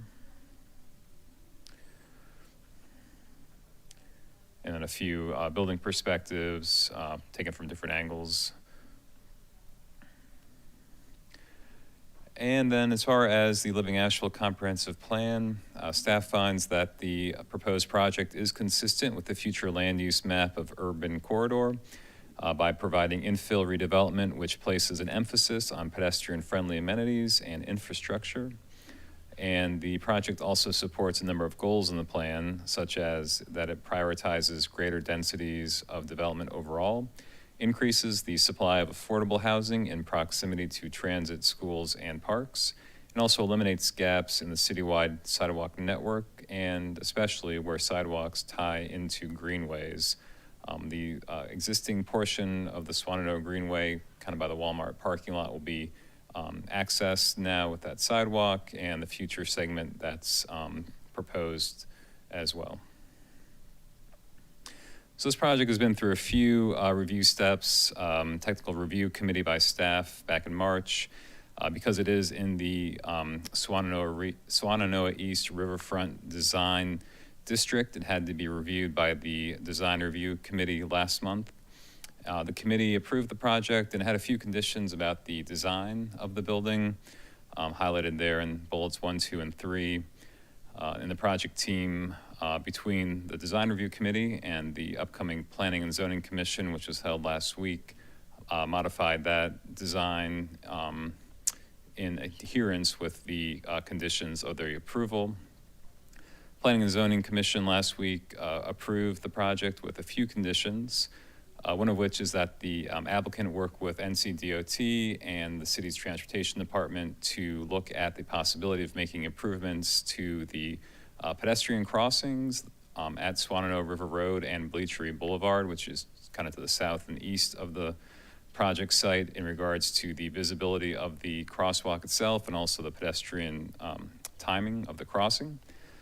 That the applicant work with the Design Review Committee through informal reviews to further improve the design of the building. So they hadn't really had a chance to go back to the Design Review Committee and kind of check in to see if their changes were simpatico with the approval. So this will be an opportunity for them to refine their design within the confines of the conditional zoning.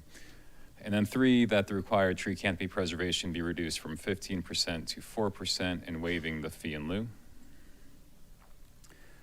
And then there are a number of conditions with this project highlighted there, as far as any technical modifications from the required standards.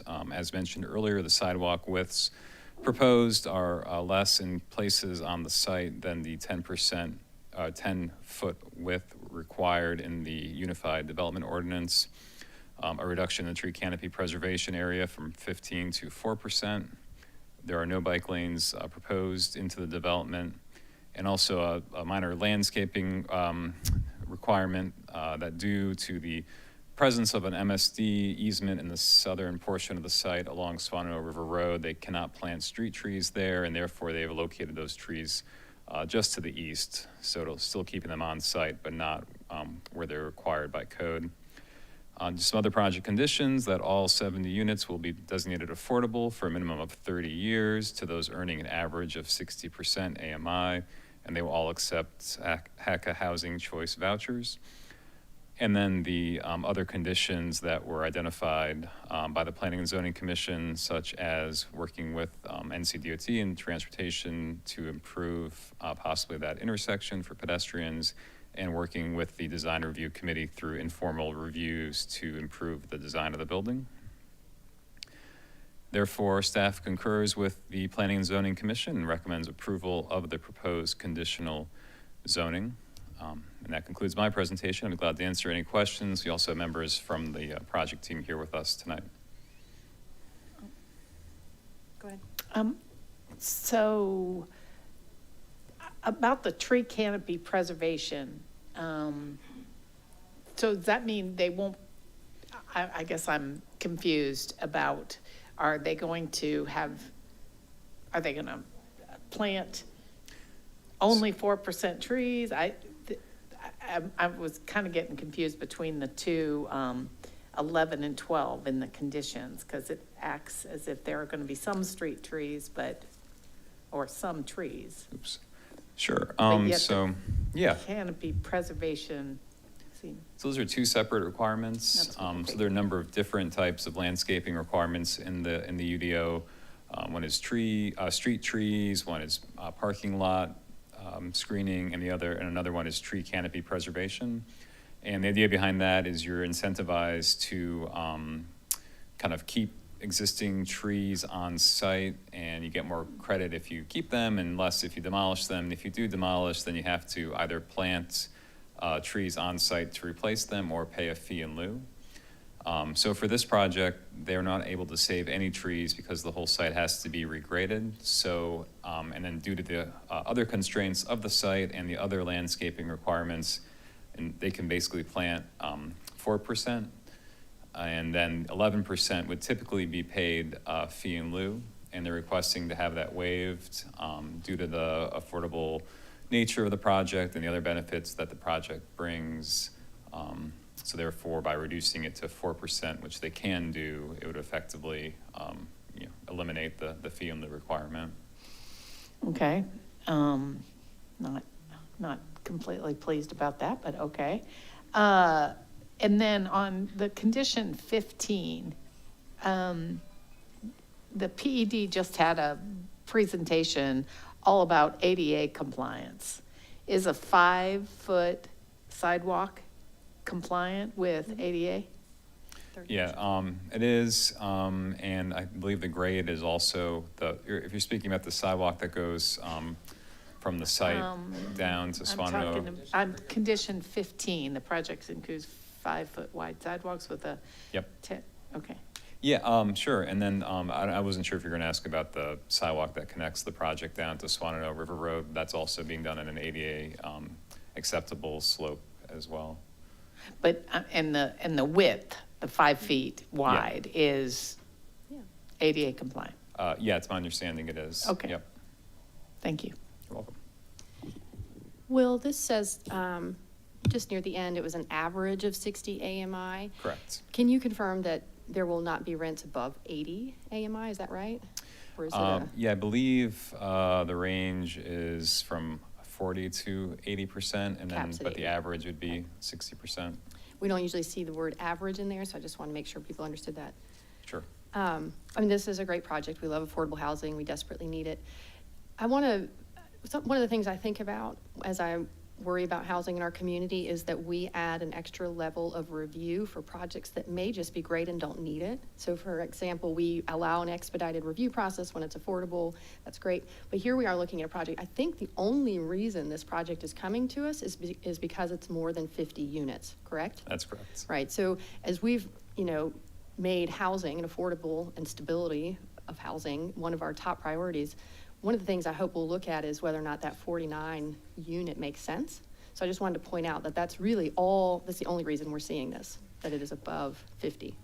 That's correct. There are some technical modifications like the sidewalks and tree canopy that are being addressed through this conditional zoning process as well. But the main driver for the project being here tonight is that it's above 50 units. So we, as a council, would have had to allow the difference in the tree canopy. The planning and zoning board cannot be the final say on that?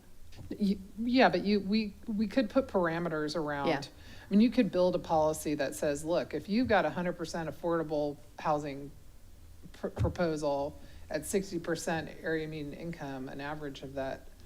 I mean, if you meet these criteria, then you can give greater discretionary room on the other pieces of it at a staff level, theoretically. Sure. I'm just planting some seeds here. Yeah, no, I appreciate that. This is exactly why a community benefits table for commercial and residential zoning would be helpful, because whether the tree canopy issue is a big one for me, letting us off of, like, we talk about a healthy lived and built environment and harmony with the natural environment and our comprehensive plan, and that includes for these neighbors. So I want us to be able to have a healthy tree canopy and stormwater mitigation, and I don't think making these exceptions for the tree canopy sets these neighbors up for success. But a benefits table could look at where's the renewable energy plan for these residential units? What is the impact of stormwater because we didn't insist on the tree canopy repair? Is there a way to address the heat island by something on the roof or maybe putting solar in the parking lot? Those are the kinds of things that we could layer into a benefits table so that projects like this know what to expect and don't have to come through this process.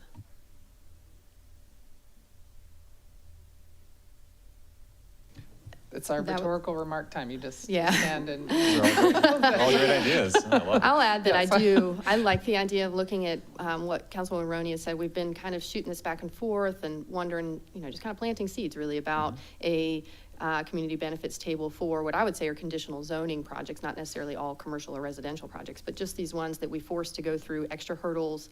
And any developer will tell you it's costly, and the time is a big component of that cost. Whether it used to take 6 months to get through, now some people say it's 14. So these are just planting seeds for future. And one of the things I did notice, we could ourselves be a little better about how we understand these projects. Like I pulled up the elevation and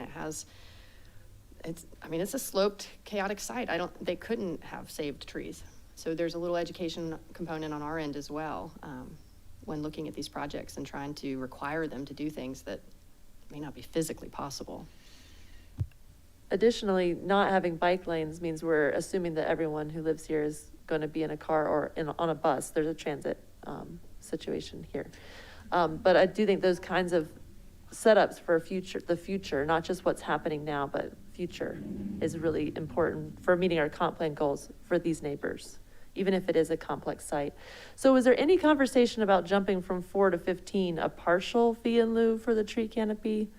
Like we just went from either fee in lieu to no fee in lieu. Was there any conversation about going somewhere in the middle? We didn't really discuss that. Essentially, what they're proposing on site is basically all they can fit on site, and that's the 4%. And then they requested the project condition to eliminate the fee in lieu. So we're accommodating that request, and it's before you as they requested it.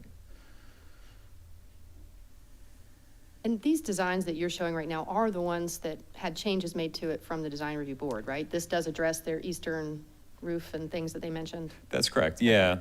They asked for some more articulation throughout the different bays of the building, and especially on like the eastern elevation.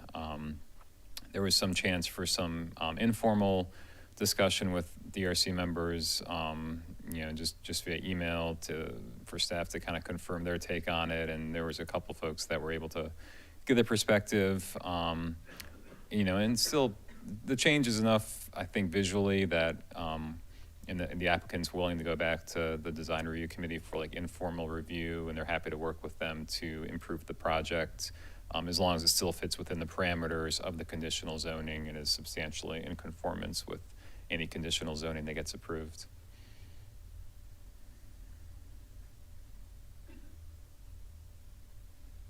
Just wondering what that deep rumbling is. Oh. Is it the concert starting? No, okay.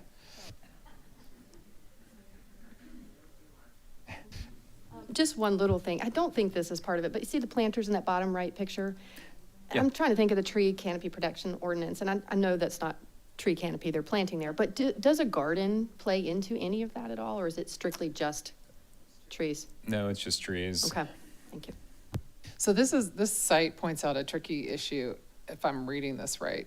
I mean, they're trying to build deeply affordable housing using a special federal program that for housing for 55 and older folks, and they're offering 100% affordability at 60% AMI average for a period of 30 years. So there's no structured parking because that's makes it more expensive, and it's got surface parking. So pretty much every little extra space on this site plan is covered with a tree, but that only gets them to 4%. So, I mean, this is me also just talking rhetorically. I'm just noticing the challenge with this. If we wanted to see something different, you know, I mean, I suppose council could subsidize the project to create structured parking. I mean, that would make it a much more expensive project, I'm sure. And Was this their parking ratio or our required because of ordinance? I wonder if it's the federal program that I know, has a that's what I'm requirement. wondering. It is That's a the, good point. Yeah, there are federal. requirements based on that. Yeah. It's pretty close to what's required by code. Yeah. It might be a few spaces more. I'll just say that, you know, a lot of projects, if they have to regrade their site, they typically, unless they have a lot of unusable area or area they're not going to build on, might be able to plant back some percentage of the tree canopy preservation, but do end up paying the fee in lieu, you know, which and these are projects that maybe have like 10% affordability or that kind of thing.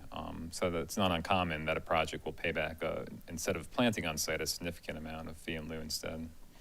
and I know a natural thought in the community is like, well, then maybe it should have a green roof, but, you know, this has 70 air conditioning handlers up top, and, you know, we can't put trees on the roof either, unfortunately. Okay, any other questions or comments? We do not have anyone signed up to speak under this item. Okay, so Before that, I'm just yeah. gonna say, I'm gonna support this because we deeply need affordable housing. But I am gonna keep asking, what is our plan for renewable energy? Because I am concerned about what we're setting up these neighbors for a future of resiliency and a resilient neighborhood. Okay, so we opened the public hearing and we closed the public hearing, and I will entertain a motion. Okay. Yep, please. I move to approve the conditional zoning request for the property located at 21 Governor's View Road from river to residential expansion conditional zone, and find that the request is reasonable, is in the public interest, is consistent with the city's comprehensive plan, and meets the development needs of the community in that the request, 1, prioritizes greater densities of development overall, 2, increases the supply of affordable housing in proximity to transit, schools, and parks, and 3, eliminates gaps in the citywide sidewalk network, and especially where sidewalks tie into greenways. This is Sandra, Sa- second. Go ahead, Sandra. Sandra, I'll second. Okay, we have a motion and a second. All those in favor, please say aye. Aye. Any opposed? Okay, thank you. And the next item on our agenda is a public hearing to consider conditional zoning of 275 Diva View Road from RM16 residential multifamily high density district to residential expansion district / conditional zone. And Will is here again to present this item. Will's holding up the planning department, although Todd, our director, is here and I think heard us all talk about. Oh, Sasha's sorry. All right, never mind. I misspoke. Anyway, yeah. Alrighty. Good evening again. This is a conditional zoning for a request regarding the Diva View infill apartments. This was before you at the last city council meeting, and it was continued to address some of the conditions of the project. So I will briefly recap the project and the regulatory framework. The existing zoning on site is RM16. Due to the number of units proposed, is a conditional rezoning required to the residential expansion conditional zone district. Here is the site. It's the existing Diva View apartments on Diva View and Bear Creek Roads. The future land use as identified in the Living Asheville Comprehensive Plan is residential neighborhood. No change in that designation is required for this conditional zoning. The project itself consists of 3 buildings and 82 units total located in the southeast and southwest corners of the site. Demolition of the existing community center and playground in the southeast of the site is required. A new driveway is proposed on Diva Road near building number 2, and the existing driveway on North Bear Creek Road is proposed to shift slightly north. There are 98 parking spaces total proposed. 5-foot wide sidewalks with an 8-foot wide planting strip are proposed along Diva Road in front of the 2 building portions, and then they will be connected in a future phase of this project, also along Bear Creek Road to the new driveway location. Other landscape standards such as open space and tree preservation standards apply and are accommodated on site. Buildings 1 and 2 in the southwest corner are each 3 stories with 12 units each. And then building number 3 is 4 stories with 58 units. It also has 2,000 square feet of community amenity space. And this is just a perspective of building number 3 north elevation. So regarding the project and its compatibility with the Living Asheville Comprehensive Plan, the project itself is consistent with the future land use map by providing residential uses and a diversity in housing type. The project furthermore addresses some of the other goals in the Living Asheville Comprehensive Plan, such as that it increases the supply of housing, including affordable housing in proximity to employment, transit, and parks, and promotes the development and availability of affordable and workforce housing by redeveloping the public housing stock. So this project was before the Technical Review Committee, which is a staff level review back in March, and it was recommended for approval at the April Planning and Zoning Commission meeting. And it was before you at the April 26th City Council meeting where it was continued to tonight. There are a few conditions with the project, 2 technical modifications, one of which is the sidewalks proposed are less than the 10 feet in width that is required in the UDO, and also that the 98 total parking spaces is fewer than the 100 minimum required by code. And then the other conditions of the project are that all 82 units will be designated affordable in perpetuity, which is a change from the previous set of project conditions, to those earning an average of 60% AMI, and will accept HECA housing choice vouchers. And then also that 2,000 square feet of community amenity space will be provided in building 3 in the southeast corner of the site. And therefore, staff concurs with the Planning and Zoning Commission and recommends approval of the proposed conditional zoning. And that concludes my presentation. I'm glad to answer any questions. I believe Dave Nash is here tonight, Director of HECA, and can also provide more answers and any more information about the project itself. This is Kim. Remembering the situation with Lee Walker Heights and the community concerns around displacement, can we just speak again to what the plan is to make sure that neighbors are not displaced during this project? Yes, thank you. So essentially, these 82 units will be constructed, and they will accommodate approximately half of the existing residents at Diva today. And therefore reducing the displacement when the rest of the site redevelops in either another 1 or 2 phases. And I think, I know David mentioned last time that, a lot of care has been taken to kind of match the existing family sizes to the new units and bedroom counts, and taking in consideration the proximity of those existing residents to either of the 2 buildings. So there's been a very detailed, I think, study of that. What you're saying essentially is no one will be displaced because the new buildings will be put up and then folks moved in before old buildings are demolished. Correct. And I had an opportunity to meet with some folks with the Residency Council of the Housing Authority last week, and they were talking about how this was a much better approach to redevelopment because folks won't have to move twice, they'll just move one time. Correct. Any other questions? I don't think we have anyone to sign up to speak under this. And council, as you know, the funding piece of this is later in our agenda. So this is just the rezoning. So I'll open the public hearing. I'll close the public hearing. And if anyone has questions, comments, or a motion.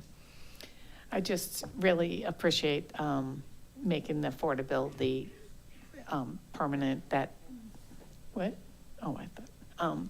I just really appreciate that, and hope that other developers can, look at this as a goal, if not actually happen.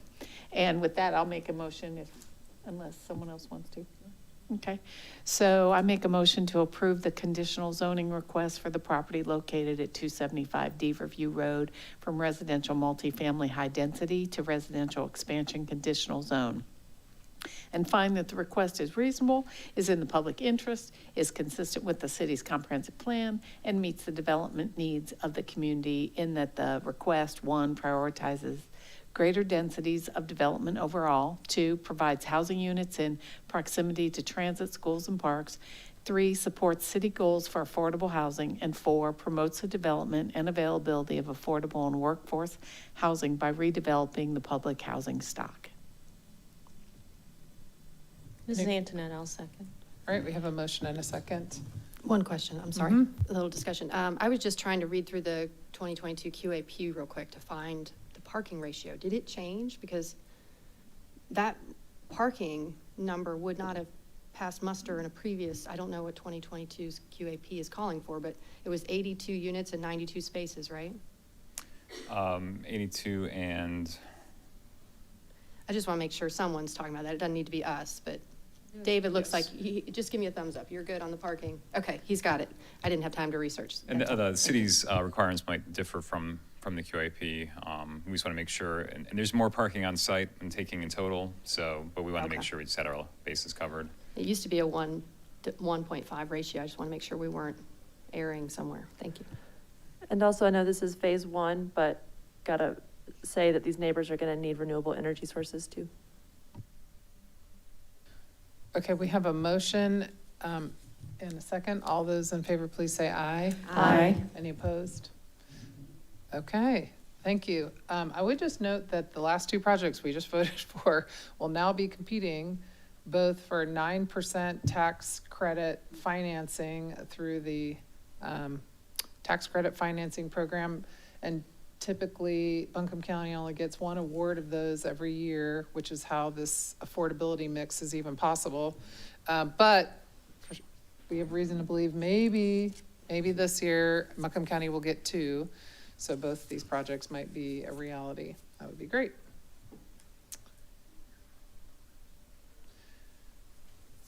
Okay, we're moving on to new business. I feel like this should definitely not be under new business because we've been doing it for a really long time, but it is nonetheless called new business on our agenda tonight. And I know it's been a very long day. Good evening, Mayor and council members. I'll try and make it as brief as I can because yes, we've been through this a lot in recent times. I'm Kim Marmon-Sachs. I'm the ARPA project manager. I wanted to start by saying thank you to all the applicants for their patience and forbearance as we've gone through this process. I know it's taken a time, but it's been exciting and challenging in equal measures, I think, as we've gone through. But I would also like to acknowledge the entire team that have worked on ARPA because it truly takes a village and there's many, many moving parts in this process. So, without further ado, let's move on to the details. So, key takeaways. The American Rescue Plan Act funding is a unique opportunity to make significant investments in addressing the disparate impacts of COVID-19. We know that. And the Treasury instigated that we build future resilience for all our communities in an equitable way. At every stage of this process, the City of Asheville has focused on ensuring successful outcomes from the initial selection of categories, which I know you were all involved in, to the development of the RFP and the evaluation process, and then everything that has led to this resolution tonight. The RFP applicants were able to produce high quality, highly responsive proposals, and this has already made a tough ask even tougher, because trying to actually pick who was going to get the funding of all the eligible applications has been a huge ask on everybody's part. The applications were excellent, and in typical examples of this kind of submission and evaluation, a small percentage of proposals score highly, but then the scores normally drop pretty steeply after that. In this instance, there was no significant drop-off from all the applications. Actually, more than 2/3 of the proposals had a score of 70%, or 70 points or higher. That is not a guarantee of happy headlines in 4 to 5 years, but it is a good start. Having good proposals and good projects to fund is probably the best way to start this kind of process. So in summary, the quality of the submissions were high, the evaluation process was robust and objective, and I've got to give a huge shout out to Eric Jackson and the ODAP team for helping make the process that robust and objective, and also the volunteers for the evaluation team, because they were all volunteers. They did a lot of the work in their time, in their own time, and they did a terrific job.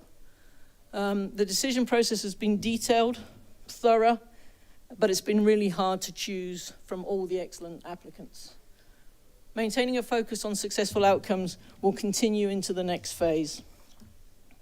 So on a timeline, I know you've all seen this a lot of times before, but we'll go through the timeline again, just briefly. So it's a year since this process started. And this first slide on the timeline, kind of gives you the introductory work. I wasn't here at that point, but I know a lot of the heavy lift went on at the beginning through other people and the whole team that have been working on ARPA. We posted, so at the end of last year, the end of 2021, we posted for the RFP and then had various meetings, community investment meetings, and the applications closed on November the 15th.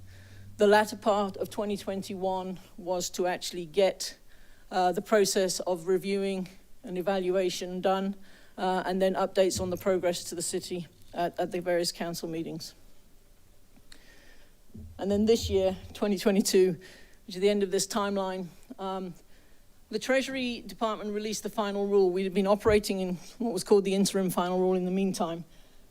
The final rule was not so final, and we found that it's continued to develop and develop as people have given feedback. So there was more changes that came out significantly on April the 1st, April Fool's Day, that's probably very apt, but it pushed some of the people that were on the short list off of the short list because the new Treasury requirements on risk assessment and thresholds meant that some of the projects that we had originally identified on the short list fell away because of those risk assessments. So it's been a constant changing and evolving process as we've gone through the new rules that have come out from the Treasury and then matched them against the North Carolina statutes. And the City of Asheville Attorney's team has been enormously helpful in that whole process, but it did change some of the items or the applications that were on the short list. So now for the resolution for tonight. So this is the 18 projects that we have on this resolution tonight, totaling an amount of $11,723,257. The process to get to this juncture has been detailed and thorough, and due to those ever evolving rules and guidelines and compliance, I know it's been lengthy. We are confident, the whole team are confident that these projects are appropriate and will support the City of Asheville's aim to achieve successful outcomes. Following the work session a couple of weeks ago, we made some changes and updates to the projects, and one extra project was added into the resolution, which was the Piscataway one, that's the last one on this item. So a total of 18 projects in this phase, in this resolution, to the tune of $11,723,257, sorry. Okay, and this is just a summary of the proposed and approved ARPA budget to this point. So in the resolution, the remaining funds will be allocated during the next phases of the funding. It will likely be used for projects that have already been discussed but are not yet ready for resolution. Some that may still be going through that vetting process that I talked about, the ever-evolving vetting process, and some that have just got general considerations that are still going on. So if I just go back to that summary, we have $184,384 from this allocation, not including the $6 million revenue replacement holdback funds for upcoming potential projects. So we have still got some money to allocate.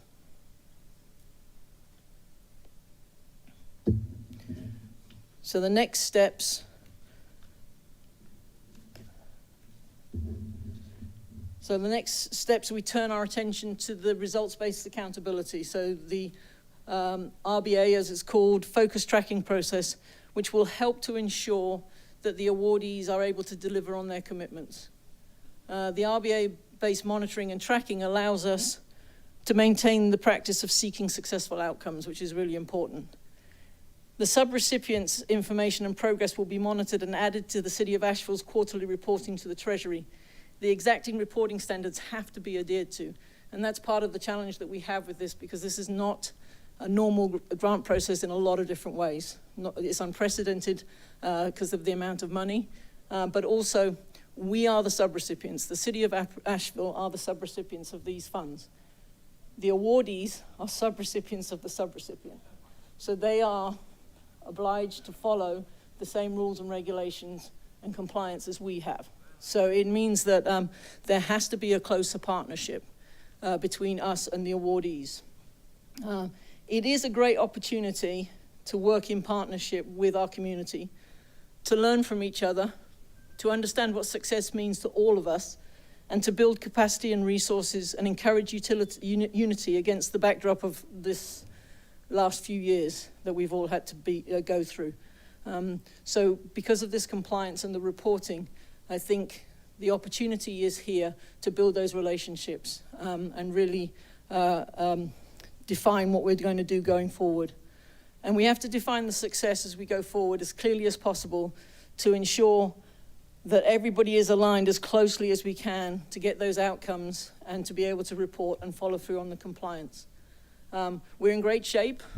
We've communicated very clearly throughout as to how we're going to progress through this. I think the decisions have been made through a very detailed process, and I think we're in great shape to continue forward for those successful outcomes. I would like to thank the City Council for all the hours that you've put in as well to the conversations, deliberations, and priorities. I know that it's been an ever-evolving process, and I appreciate everything that you've put into it as well. Thank you. And thanks to you. Any questions? You're doing great work with this, and I know Jamie's been working with you as well. Yeah.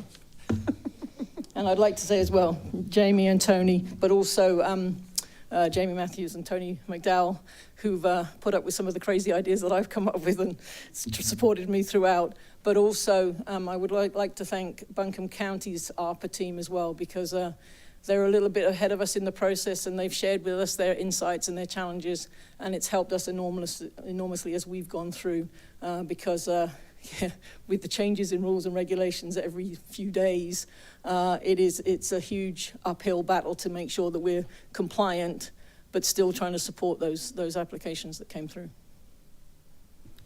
Are you at all worried there will be more changes that could impact this? I mean, I think because the way the Treasury works is that they get feedback from everybody every time they bring out the rules.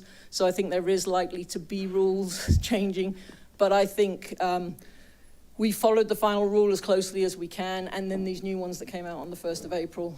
So I think we're in good shape, and I think with the help of Brad and his team, I think we'll be able to accommodate any of the changes, unlike Buncombe County, who've had some significant challenges in some of their initial contracts. Right.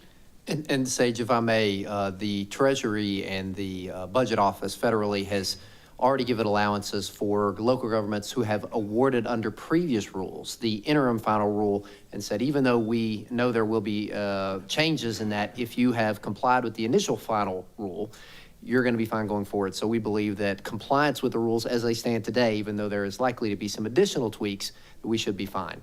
Perfect, thank you. I have a couple of questions.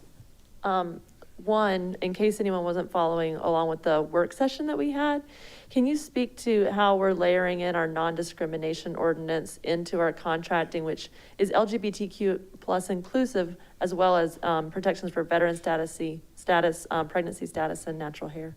Yeah, within the rules and the contracts that we already have a template for, there is already some specifications about inclusivity and equity. But we are going to add additional parts of the contract when we get to the scope of work and the Appendix E, which is the back end of the contract, where we will stipulate particular requirements for equity and inclusion. And then the second question that I had during the work session was, what happens if our funds end up tied up with a contractor or a program contract, and then that group isn't able to meet the obligations because of staffing issues? What can we do to ensure that those funds get back into the community to get the work done that's being needed? Yeah, and that's a good point, well made. And I think we have the process that we are trying to follow going forward is this partnership. And, instead of having a situation where, maybe once a quarter or whatever, we get reports to do maybe withdrawals against the money or whatever, we're going to work every week, every day with those applicants in partnership to make sure that we head things off at the pass. So if anything comes up that is showing that there is a challenge in meeting the targets or obligations or whatever, that we are ahead of the game and we can do some plans and some actions to actually accommodate that. And then the last thing I'll say, starting with thank you to our staff who've worked on this. Thank you to my colleagues on council for digging in on this. I'm really glad that we're able to get to this step of moving the money into the community. And I see all these proposals that aren't getting funded, and there's still really important work to do in our community. We still need to find more resources to get this important work done. I noticed the word that you used in your presentation, and the word was choose. And I'm assuming that you chose that word because this is a staff recommendation. But I wanted to offer this on the public record that there's a part of this process that's missing from the public. And so I'll just share my concern but when we don't tell the whole story of the process, there leaves more questions. We had a evaluation score. There was an article in the paper about the evaluation score, and now we have a staff recommendation. But in between those two, we participated in a decision sheet process that signaled support for the applications. We didn't just start from the top and go with the scores running down.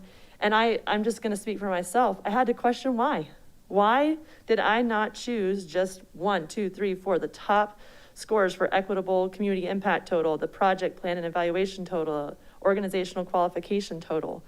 Was it because I lacked trust in the process, or, it's been really tough. And I think if that document was public facing, and I hope that it will be soon, then our community can use that as a point of accountability. So I think, first of all, I think that those documents should be public facing. Also, when I was looking at my own internal process of participating in this missing part of the process, if we keep funding the same organizations that get funding the most, will we get equitable outcomes? Because this was an opportunity to be a game changer for folks who didn't normally have access to funds. So I just wanted to be honest on the public record about the struggle that I've had, and that I would hope that the public documents paid for with public tax dollars about this very important public decision could also be available to the public to analyze and to hold us accountable. Thank you. And then I think you're talking about the staff scoring No, the scoring sheet is already made public on the ARPA worksheet. Which document are you talking about? The recommendation, all the decision sheets that we made, I'm looking at the one called Reduced ARPA Decision Support Master. This document about how we voted on these items that resulted in the staff recommendation is missing. Yeah, I thought we were gonna put, yes, they're nodding, yes, you'll put it on. Yeah, I think, You know, and the one- intention is to publish, once we All- got to the all of it. resolution, I think Yeah. we have published the evaluation and the rubrics for the evaluation. I think getting to this scoring, that's the next important process that we need to actually publish, is how we move from the evaluation and scoring and the rubrics to the actual decision or the recommendation from the staff to fund these projects. One challenge in the storyline, I guess, is the changing requirements, because your staff's initial scoring was not informed with later clarity provided by the federal government and state around the rules. So I don't know if there's any way to put an asterisk on there or something, so people know it was at that time, you were using the best information you had at the time. Because the evaluation and scoring happened when we were operating under the interim final rule.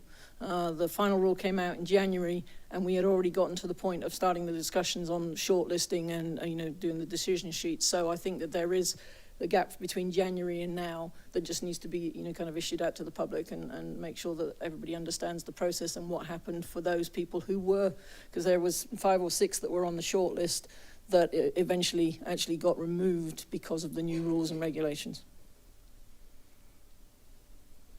Any other questions or comments?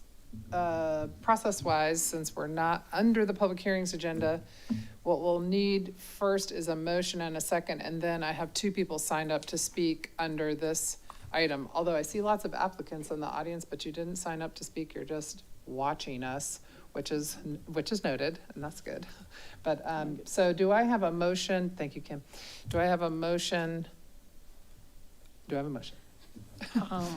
Well, there isn't a really written motion, but I would say, I would make a motion to accept the resolution and this recommendation for ARPA funding. Do you want her to say? There's something. What else? What do you want me to say, Brad? What do you want me to say, Brad? Under action requested. I might suggest, go ahead. Yeah. I'm sorry. We want to I'm authorize sorry. the city manager, I think. I apologize. I see it now. I was going back to resolution. I make a motion to authorize the city manager to execute the agreements for the fulfillment of the recommended allocations of the American Rescue Plan Act funding as shown below, and adoption of the budget amendment in the cities. Yeah, we have 2 separate resolutions on that, so if you could just handle the budget amendments separately. Okay, I'm getting confused. Where's the first motion? Yeah. Oh, just stop after as shown below. Stop after as shown below? We have a lot of documents up here, I- sorry. That's a motion. That's number 1. Second. Or you could say, as recommended in the city staff report. As recommended in the city staff report. I'll second it. Whoa, okay.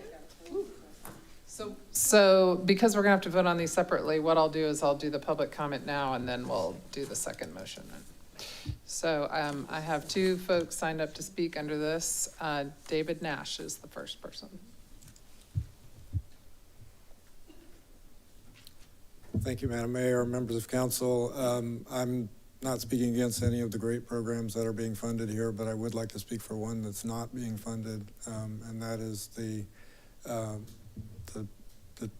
Asheville Housing Development's application for the Chosen Pods after-school program.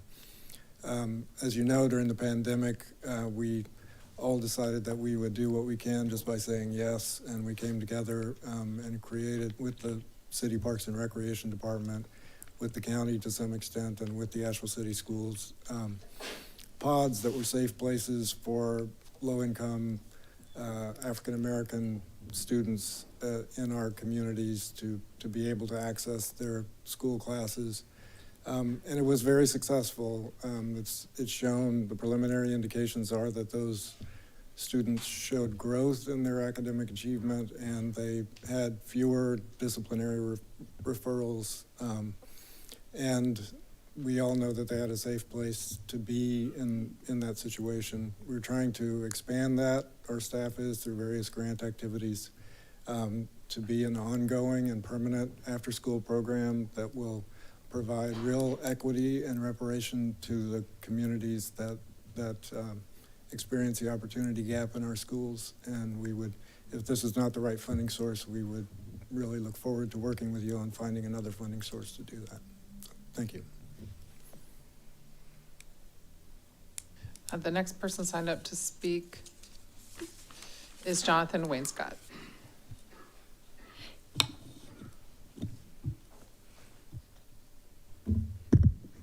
Hi, my name is Jonathan Wainscott. I don't remember what the context was when the vice mayor had dropped the phrase, the nonprofit industrial complex. I know it's been used before, and it was just the first time I'd kind of heard it said that way, and our concern thereof.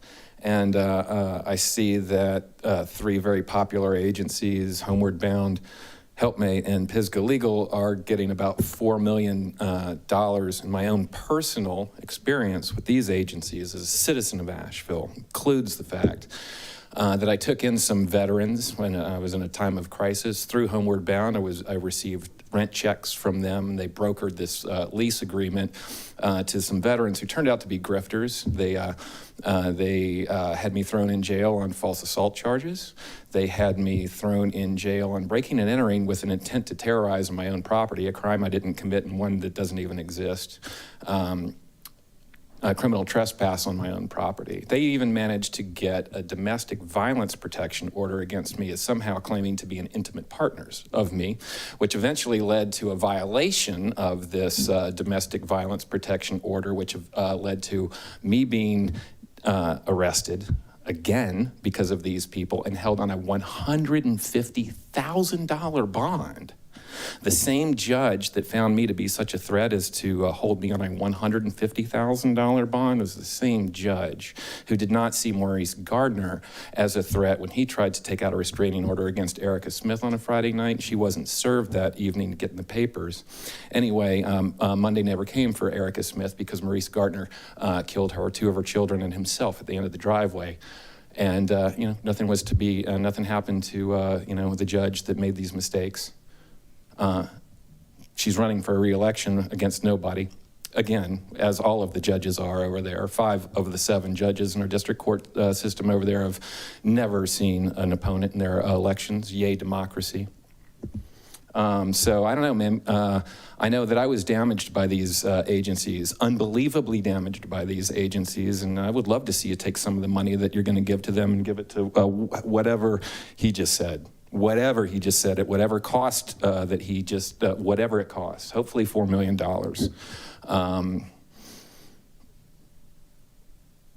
Yay, democracy.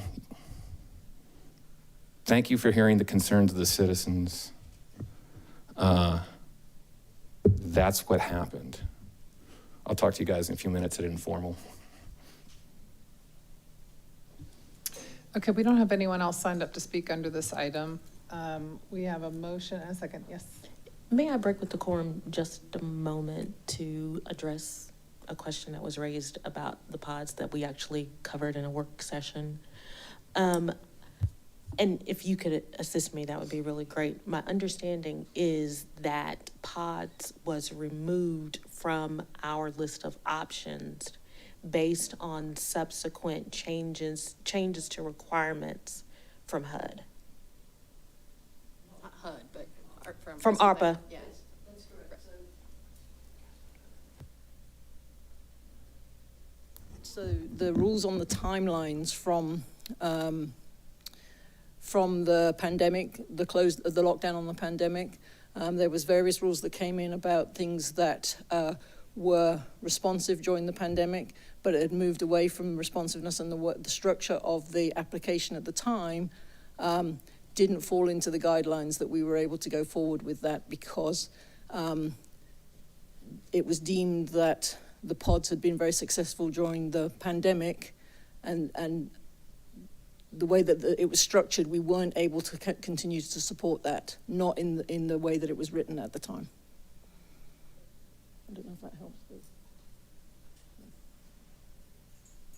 Okay, we have a motion and a second. Are we ready to vote? Okay. All those in favor, please say aye. Aye. Any opposed? All right. Wow. Whew, that was fun. No, but now wait, we have to, second motion? Oh, Okay. right, no celebrating So, yet. no celebration yet. And I would make a motion to adopt a budget amendment in the city's special revenue fund in the amount of $11,723,257 from America Rescue Plan Act fundings to set up budgets for the awards. I'll second. Good. We have a motion and a second. All right. All those in favor, please say aye. Aye. Any opposed? All right. Okay, thanks. All right. Thanks feels like an understatement. We'll send you a bouquet of flowers with the ARPA money. No, I'm just kidding. Well, there's a lot of work still to be done. Yeah, no, there's still a lot of work to be done. Okay, the next item is consideration of a request by the Housing Authority of the City of Asheville for $1.2 million in general obligation affordable housing bond funds for the Diva View apartment project. And what's wrong? Nothing, we're cold. Oh, I know. I've been debating whether to complain about it being cold, because then last time I did that, it got so hot, I was like swelling up and my fingers were like sausages. Are you guys hot or cold? You're cold, you're freezing. I know, all the women are cold. Oh, you're cold too? Okay, Mike's cold too. All right. All right, maybe Maggie, you can help somebody think about what to do about the, okay. Oh, that was it. We opened it. I was just about to. Jeez, you guys are really, pass out the down blankets right here.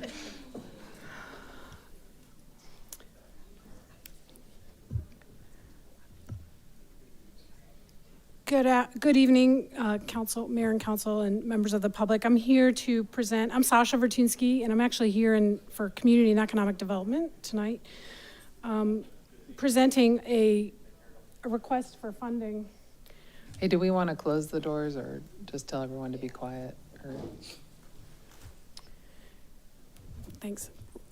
Presenting a request for bond funds for the Reimagining Diva View Phase 1 project. Just some key takeaways. The Housing Authority originally requested $1.2 million for Reimagining Diva View Phase 1, and HCD voted in support of those funds. Since then, the idea of this was that Buncombe County would hopefully support $1.2 million, the city would do the same, and the Housing Authority $1.2 million from their reserve funds. Since then, Buncombe County has voted to grant $935,826 towards the project. And so now the Housing Authority is actually requesting an increased amount to $1.465 million to fill that gap in funding. Staff decided to stay with our recommendation of $1.2 million. That's what we took to HCD. The project can still go forward and doesn't lose points. And we can go into details if you like. Overall, city funding is contingent on the award of the 9% low-income housing tax credits, and it's also contingent on the grant, but they already have that from Buncombe County. And this grant would be a subsidy of $14,600 per unit, which is a pretty low subsidy on a per unit basis. And that aligns with what we typically see from a housing trust fund loan, or actually really lower. And, as you know, this is similar to other projects where the city, the county, and the Housing Authority have partnered to make these things happen. I'm not going to go through this background slide as you just saw this project. I know you're all very familiar with this project. But I will say that overall, the total cost is around $16.5 million for the entire project. And it is a combination of tax credits, NCHFA loan funds, permanent loan financing, and then those other sources we've already discussed. This is the bedroom mix and the AMI mix. So over half of the units are serving 50% AMI and below. And and you're familiar with the map, the site plan, and the elevations. And so just lastly, that's our recommendation is the 1.2 million grant. And happy to answer any questions. Mr. Nash is also here. And this, I should have said it from the very beginning, this is coming from our bond funds, affordable housing bond funds. Currently, we have 7.4 million left. We are working on a plan to how to allocate those funds and are bringing that to council this summer. So with the 1.2 million, that would leave us 6.2 million kind of in that next pot of money we'll be planning for. If council decided to up that to the 1.465, then, we're at 5.935 million left over. So you mentioned that should they not be awarded, maybe the money comes back, but don't these 9% tax credit projects continue to apply? I mean, they would just apply again, right? I mean, I think if they weren't awarded this year, but still plan to, we would hold that money for them, and, it still falls within our bond timeline that we could, they could apply next year, so. Thank you. I'm hoping they get it, because don't you have a timeline agreement with the community members of Diva View? Yeah, David. I'll let David, yeah. Thank you, Sasha. Sure. Thanks, Sasha. We have agreed with the residents at Diva View that we'll move forward as quickly as possible on this project. They've given us a lot of their time. We've been planning with them since November of 2000. So it's been 2020. I did that the other day, and I just can't. I'm losing 20 years somewhere. I'm not sure where it is, but 2020, 18 months. And so, yes, we appreciate your support for this project. And if I can address the question briefly of the additional funding. Are residents, to Vice Mayor Smith's point, are residents aware that you may not be awarded this year? Of course. Okay. And we've told them that these are competitive processes, and the important thing is to get a credible, strong application in this year, so that if we aren't funded this year, we have a stronger application next year. And they may know that we don't get you don't get the funding, that you don't win the application, whatever the language. But could you kind of give us an idea of what type of living situation these folks are in? Diva View was built back when, and what are some of the structural needs? Yeah, Diva View was built in the late 1960s. The units are antiquated in their design, in that they're mostly two-story units, and the bathrooms are upstairs, so it's not possible in those units to have an accessible living situation. The new buildings will be fully accessible or fully visitable on all the ground floors, and then in the larger building, there'll be elevators, so all of those units will be visitable and universally designed. And none of our housing developments have central air, right? Correct. None of our housing developments have central air. To one of Councilmember Roney's questions earlier, we are installing, with some additional funds that Mountain Housing secured at Maple Crest, we're installing a 174 kilowatt solar installation for long-term renewability purposes. And what I would say is that if we're not required with this application to defer a quarter of our developer fee, and if we don't need to use the developer fee for a contingency during the project, then I think it would be easy for us to commit to use at least half of the housing authority's portion, so a quarter of the overall amount, for a solar installation or some other amenity that would be beneficial to the residents. It's not currently in the budget, but that is something we could add at the end if we don't need those contingencies during the project. The solar installation, is that like it's Sage, sorry, over here. Sorry. It's hard to tell, I know. The solar installation, that's got almost like your little miniature community solar, right? That's not on your rooftops or anything, right? It's like on the rooftops. It is on the rooftops. Yep. Neat. And it's pretty big. It's the biggest. Rich thinks it's the biggest, and as far as I know, it's the biggest in a residential property in Asheville at this point. Thank you for sharing that. Okay, any other questions?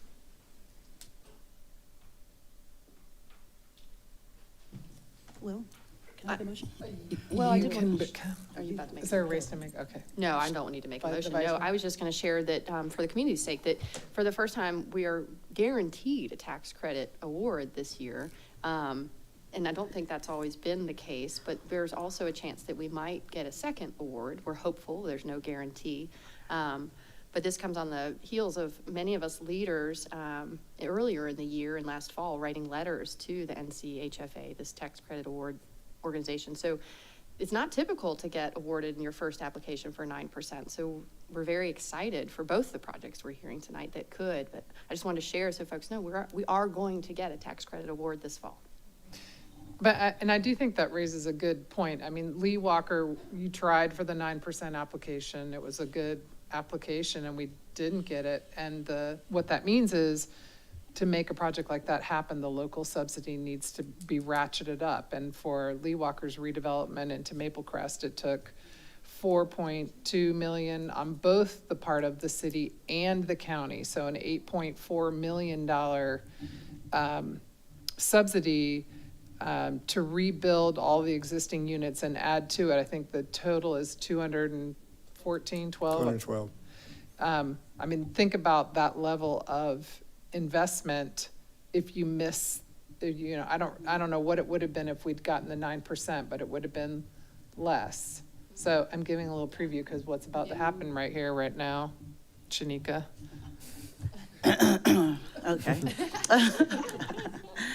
Okay, I move to authorize the city manager to negotiate and enter into a grant agreement with the Housing Authority of the City of Asheville in the amount of $1.2 million according to the terms and condition herein.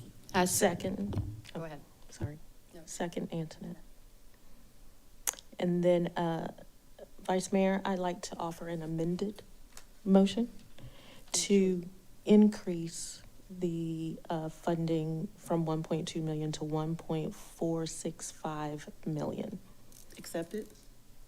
Is that how that works? So she's made a motion to amend your motion, so we'll vote on the amendment first, if we have a second to the amendment. Second. Is this discussion time? Yeah.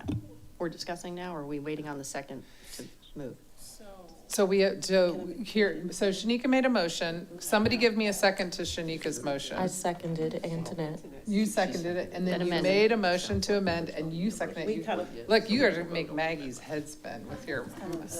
What, do you want to Is it clarify pickleball? You don't like how we did it? No, I think that's fine. I'm just here for questions that you may have, No, but you we do got have. this. We're Robert's rules in this. I think you're in all good the way. shape. Okay. I'm just So now we waiting have for we're going to discussion. vote on the amendment to the motion, which is the additional 200 and, When is discussion? hold on, Yeah. what's the amount? 200? No, 1.46 million. Oh, okay, you're to amend the motion to the total amount of 1 point, okay. And 1.465. Excuse me, Mayor, I think, just to clarify, the amount is 1.465 million? Yes. Okay. Yes, discussion. Okay, thank you.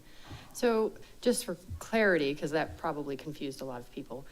So this project has also an ask in front of the Buncombe County Commission, and they already voted and allocated, or I guess not allocated yet, but voted last week, I believe.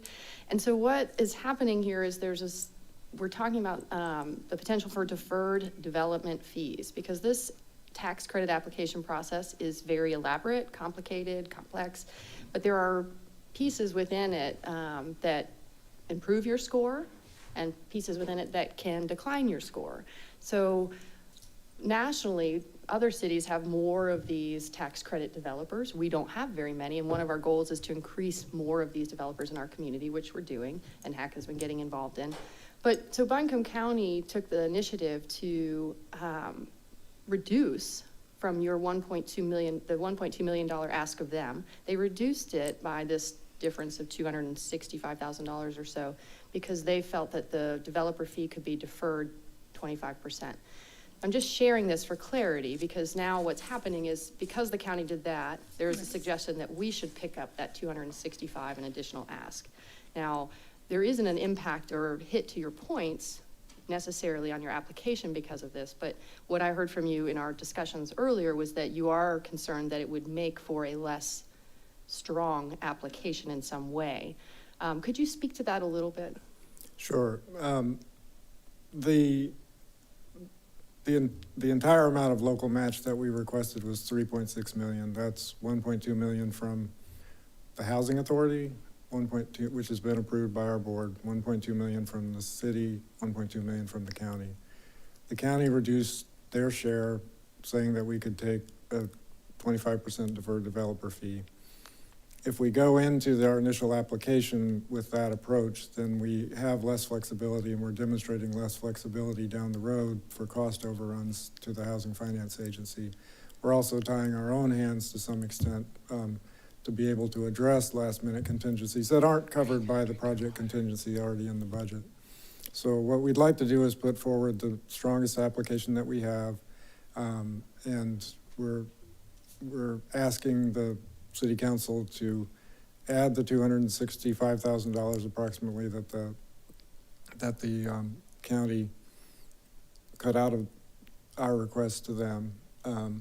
And, you know, we certainly, there's no Housing Authority meeting between now and Friday to address our contribution, but that's certainly something that we can look to equalize over time as we move with this project. And there's honestly a chance with interest rates going up and costs going up that after we get a full design and costing that we're gonna have to ask for more local match.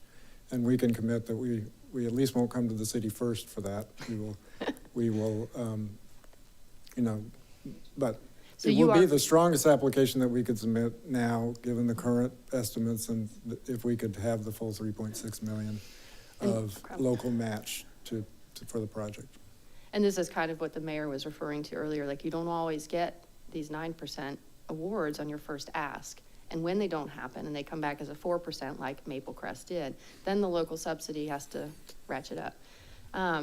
So did I hear you say that you actually may need more funding and more subsidy from us and a follow-up ask just to build this phase? I can't guarantee But that possibly. we won't. It's possible, yeah. Thank you. Well,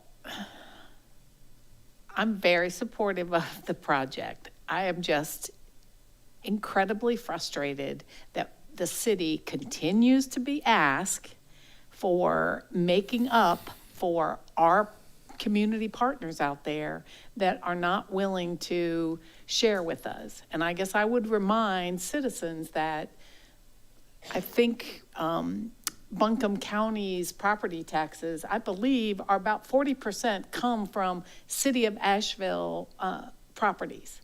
So, you know, it's not like the county is separate from the city. And even, you know, when we're being asked to share 50-50, that's really like 60% Asheville citizens' property taxes that go into these projects. And I just get really frustrated that we are always the first person that everyone comes to because apparently people think we just are flush with money when in fact that's not the case. So I cannot be supportive of the additional 1.2, just, I mean, 265.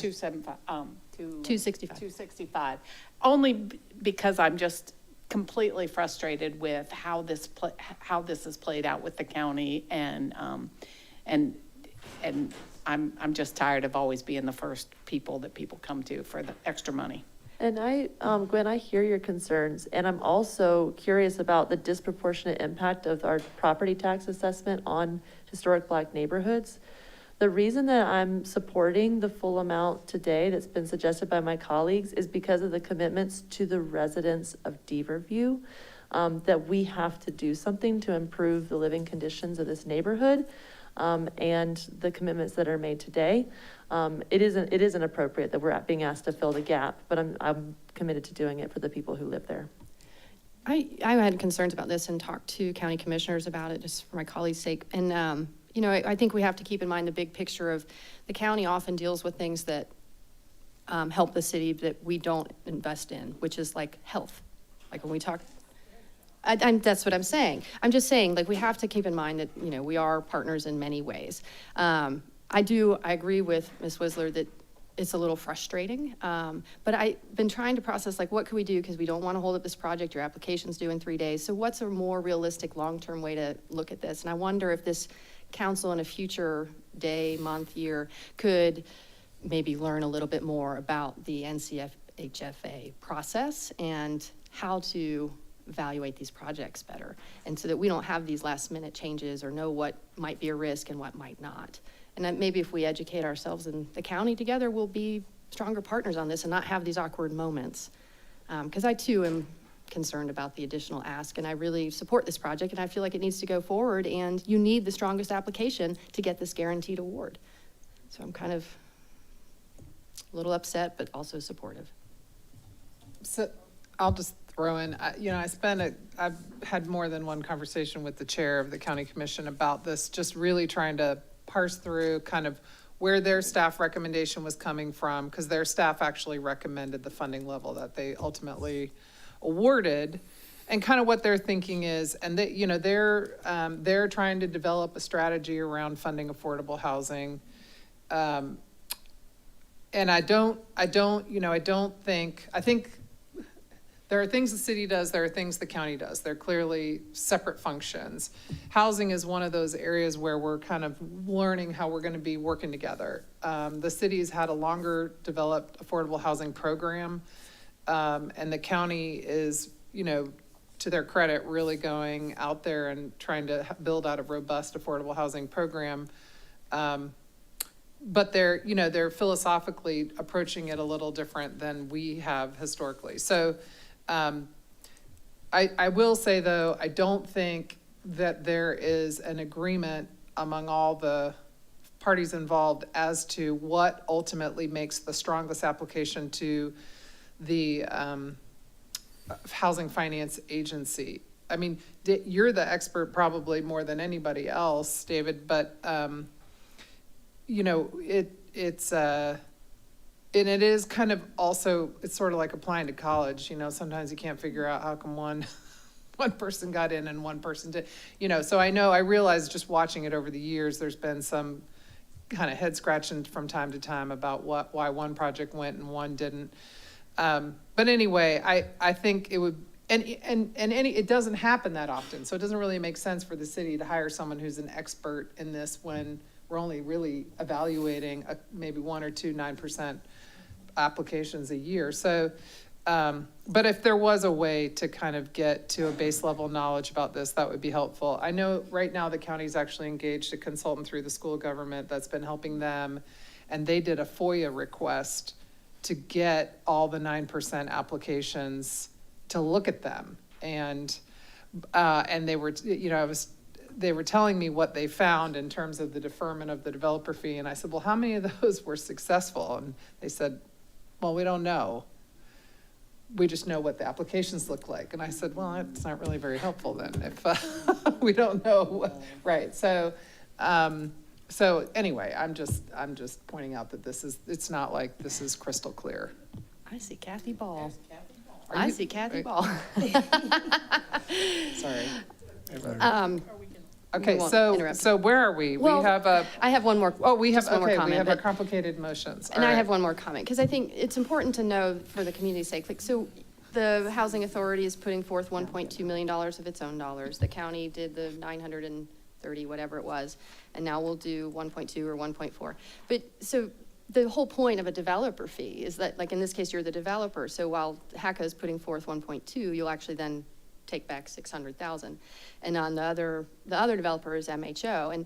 And these are obviously organizations we all support. So what happens here, there's a little bit of transparency concern, because when developers take these fees, and it's a large amount, they operationalize them. Like in the example of MHO, they have wonderful programs and repair and emergency home repair and all these things and down payment assistance. And some of this developer fee goes to operating their organization and implementing all these wonderful programs. But where it gets a little weird is that, like, maybe the more transparent way would be if there was an ask from us or to us to support those programs instead of supporting larger development fees on a project to support an organization's programs. Does that make sense? So I just wonder, like, as we look at these things going down the road, because there's more phases and more asks, I wonder if we could just be a little more clear and transparent in what money is going to and how it could be asked of us, rather than it be, cup and ball for operations. It really be projects and operations asks. Just some input for later. Is there a question? I don't think so. I'm really just trying to share, because I know that this is a complicated process, but the community really needs to understand how these important, much-needed projects come into the community and who's benefiting from them. So this is education. Can I interpret it as a question? Yes. For the Housing Authority projects, we are trying to follow a model that we all agreed to with the Maple Crest at Lee Walker Heights, which is 4.2 million from the city, 4.2 million from the county, and in the end of the day, it was 4.5 million from the Housing Authority. So roughly one third, and that is still our goal when we have local match to try to divide things that way. I think if it is our priority to redevelop old public housing communities, they are more expensive. You know, we have to follow Davis-Bacon.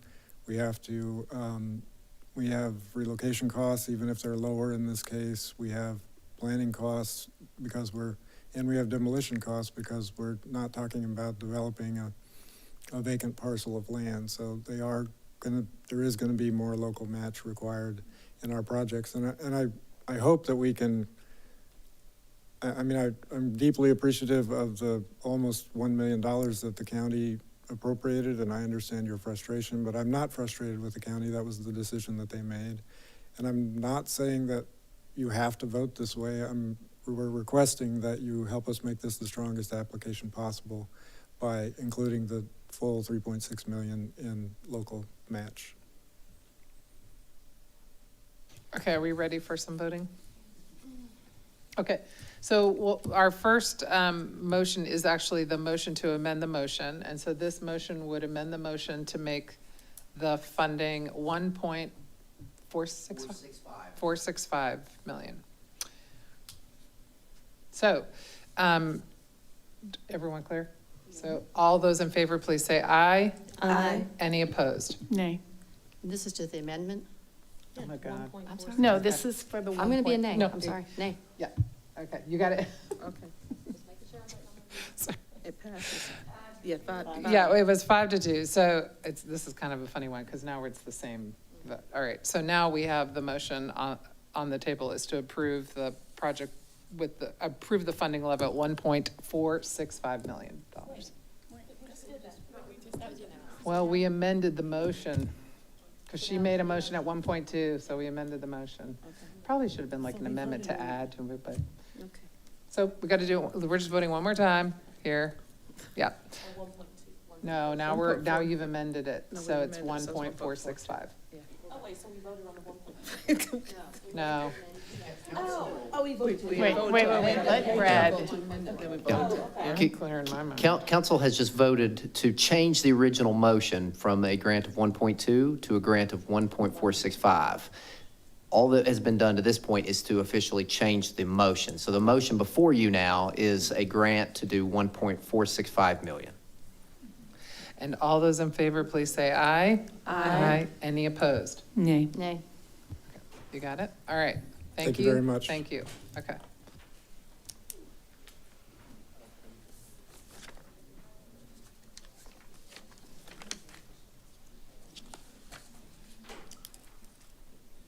Okay, I'm going to turn it over to the vice mayor for boards and commissions. All righty, let me get to my.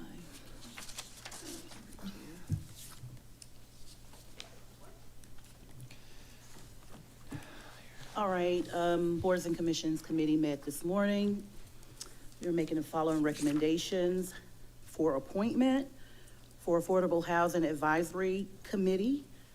The committee is recommending the appointment of Emily Atzman for Affordable Housing Advisory Committee. Can I get a second? Second. All right. I don't have to do a roll call vote. All in favor say aye. Aye. Any opposed? All right. And I want to just share some information about Emily Atzman. We chose her very intentionally this morning because of the low-income tax credit projects that she's seen to completion. I think there are about 5. So we're glad to have this resource on our advisory committee. And let me go back to, so maybe we can use her, right? We should have. We Okay, next, the Boards and Commissions Committee recommends to appoint Garrett Twist to the Board of Electrical Examiners for the journeyman seat. Can I get a second? This is Kim, second. Okay, all in favor say aye. Aye. Any opposed? For the Civic Center Commission, the committee recommends the appointment of Chad Evans to the commission. Can I get a second? Second. All in favor say aye. Aye. Any opposed?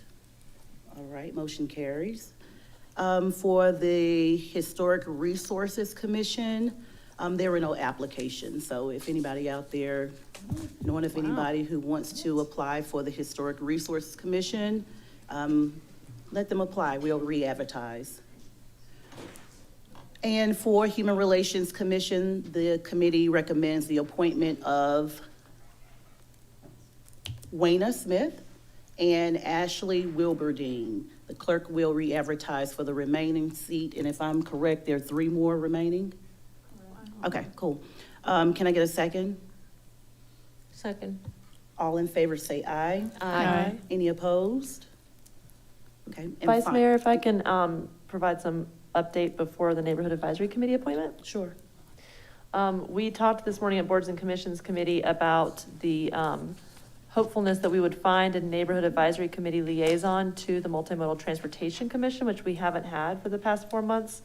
And a Neighborhood Advisory Committee member, Elizabeth Lakis-Worrell, has offered to step up and do that.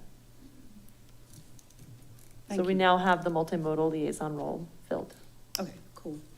So for the Neighborhood Advisory Committee, the committee recommends the appointment of Carl Knight to serve as the 28801 seat. Can I get a second? Second. All in favor say aye. Aye. Any opposed? Okay, I'm done. Okay, we have reached the end of our agenda where we will take public comment. Folks, you will have 3 minutes to speak, and Maggie will be keeping the time. And it looks like the first person signed up to speak is David Rogers. Yeah, okay. Do we have? Okay.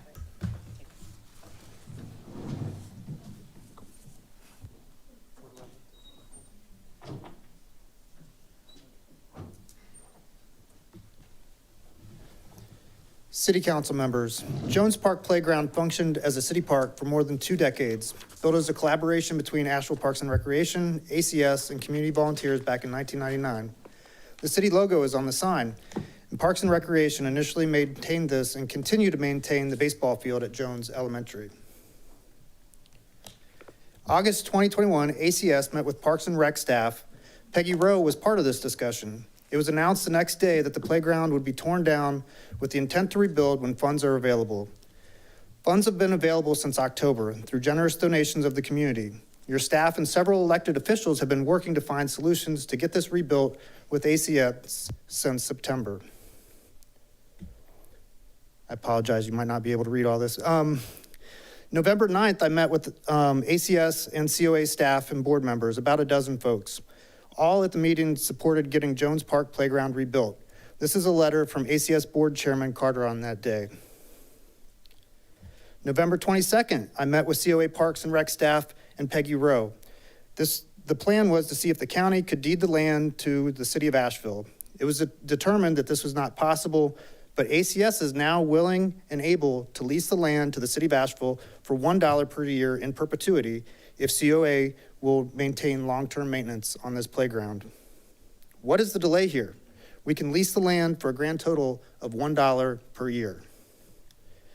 Here's a map of all the playgrounds listed on the Parks and Recreation website with red flags. There are 2 playgrounds above I-240, about a dozen below. Clearly, we all benefit from getting this treasured asset rebuilt. This is the best deal in town. No need to spend tax dollars on land acquisition or building the playground. This is essentially a $300,000 to $400,000 gift to the community. We have the funds to rebuild the same equipment as Tempe Avery Park shown here. The city of Asheville says budgeted maintenance will be about $1,500 per year in years 1 through 10, possibly $3,500 to $5,000 in years 11 through 20. I appreciate those of you who support this. For those of you who don't, what is the resistance to getting this built? Sincerely, I've asked each of you repeatedly with no real response other than one of you suggesting that I find a way to fund and maintain this myself. This is not feasible. In talking with ACS Legal about the barriers to private individuals operating public parks, I'd appreciate the opportunity to listen to any concerns that you may have and to see if we can overcome any resistance here. Please call me at your convenience. If we can partner with a private school in the county to use their soccer facilities, I really hope we can do the same with our public school, actually in the city limits. I understand that the CDS partnership is on the consent agenda next meeting, so I hope that you can also do the same with Jones Park, which is actually in the city limits. I have a packet of information. I don't have all in front of you like football people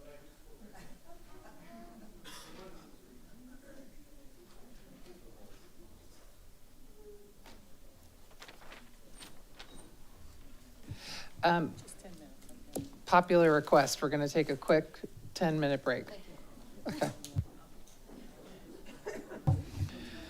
Okay, the next person signed up to speak is Alexander Rogers. Pull that microphone down for yourself. Here, that's for you. I really liked Jones Park, and my friends played there a lot, so I'd like it to be rebuilt. Thank you. Good work. And thank you for waiting for this whole meeting to say that. Okay, the next person signed up to speak is Claudia McGrath.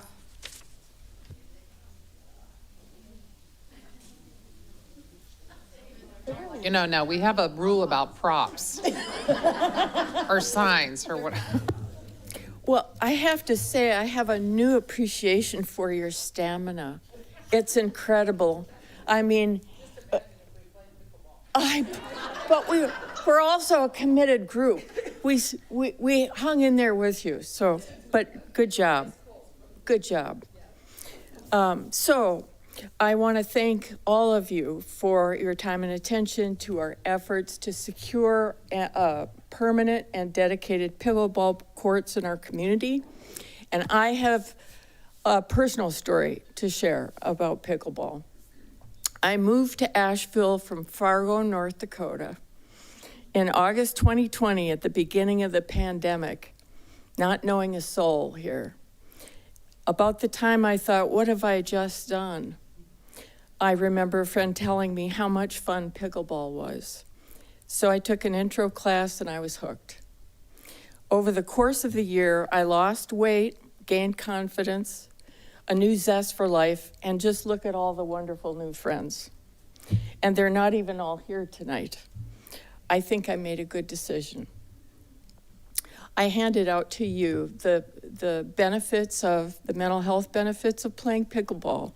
And I'm not going to go through those because there they are. You can read them. But as a licensed professional mental health counselor and trauma specialist, I completely endorse the health benefits of pickleball and any regular physical exercise for overall well-being and quality of life. I'm still seeing clients and I tell them and everyone else, just go play pickleball. Pickleball solves everything. And of course, this is tongue-in-cheek, but for a few short hours it does. At a time when watching the evening news has become an act of bravery, pickleball helps us all remember what it was like to have fun and be part of a community. It becomes a buffer and respite from all the worries in the world and responsibilities of the day.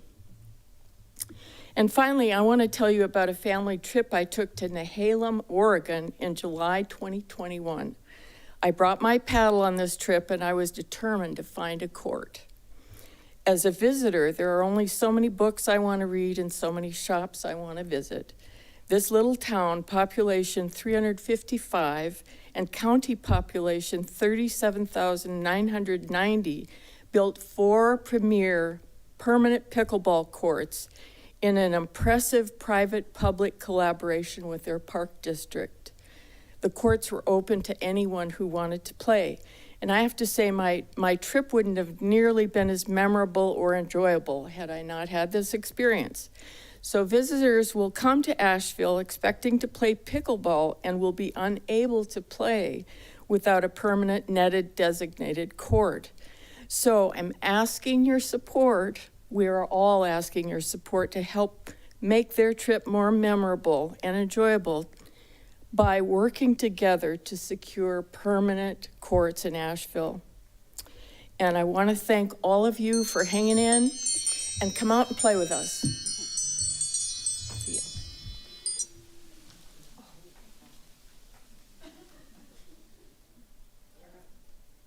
The next person signed up to speak is Christina Dupuk? I think I messed that up last time, too. That's okay. You'll see me enough, you'll get the hang of it. So good evening, Mayor and City Council members. Here we are again. Deep appreciation, also, like Claudia said, for the work that you do. I'm here tonight to speak on a couple things. One, I really want to have a deep appreciation for Peg Rowe, who has willingly probably met with me on several occasions to just give me some guidance in how to move this conversation forward. Also, she has really been highly encouraged. She's highly encouraged the recreation staff who have reached out to me, Dee and Wayne, and they have committed to meet with us on a monthly basis. So, all those little steps really mean a lot to us, and I really want to publicly thank Peg for just her dedication and commitment to help us. And it's not been easy. She's even went out and visited things with us and talked about the future, educated us about bond referendums. And, and I have a lot of government experience, and I know that this will take a lot. But we just want to say a deep thank you to Peg and also the Recreation Parks team. So, and I think there's another thing we've noticed since the meeting, and I don't know if it had anything to do with it, is that the Parks and Rec Department has been coming out to the pickleball courts, and which we are very excited about because, one, we hope that it will validate what we report to you and all what we see, because I think it's really important for the staff themselves to see it, not just hear it from the public. It provides maybe some data that will help you make some decisions in the future.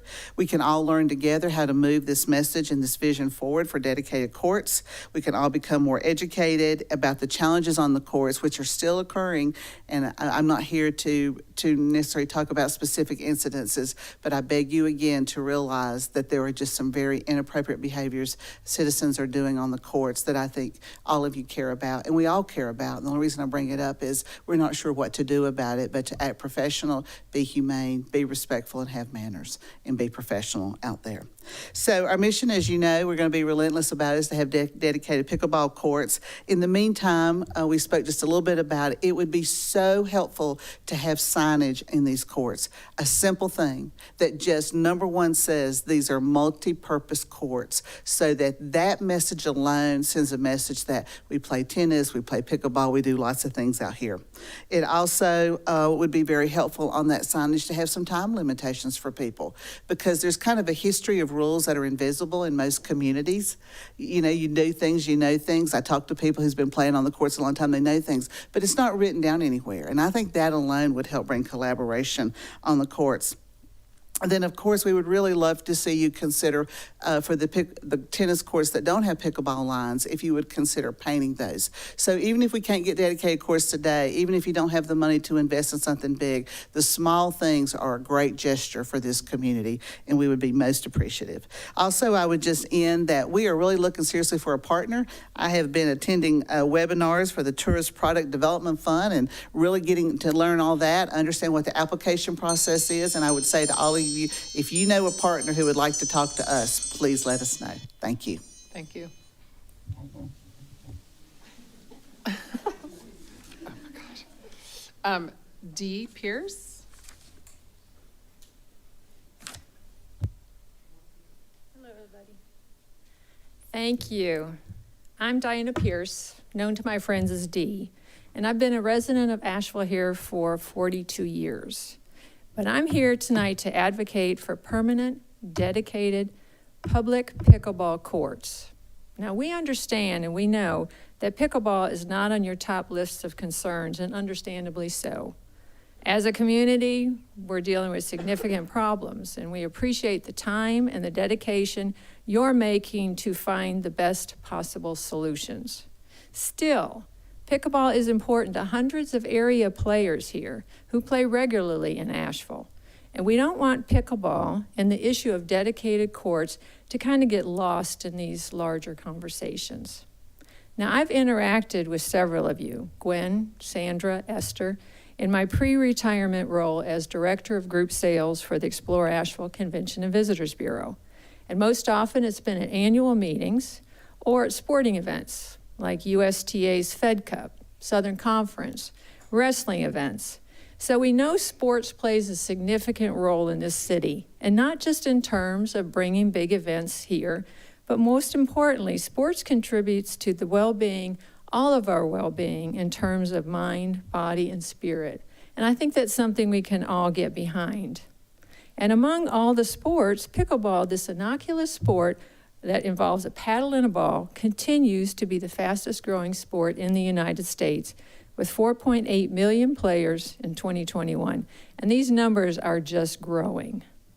One tennis court can accommodate 2 pickleball courts. Now, currently, there are 10 mixed-use outdoor public courts that are striped for tennis and pickleball.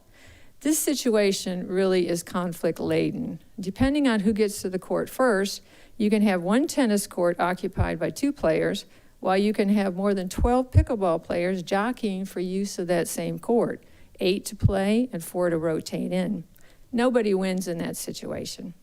Having dedicated courts would eliminate the court conflict between these different user groups. And unlike other sports that people can't play before or after a certain age, pickleball runs the gambit. The average age for all players is 41 years old. In 2020, 69% of the players were between 6 years and 54 years of age, and 39% of the people who play are women. These are all according to Sports and Fitness Industry Association's top-line participation report. Pickleball is accessible. It's low cost to play. The cost of taking it up is approximately $35 for paddles and balls, and there's no official dress code. Now, pickleball is expected to continue to grow exponentially, and as a community, we need to be prepared. So we'd like to sit at the table and provide input as the community talks about the allocations of dollars and resources. So we invite you to come play with us. Thank you. Thank you. Wait a minute. The next person signed up to speak is Nina Tovish.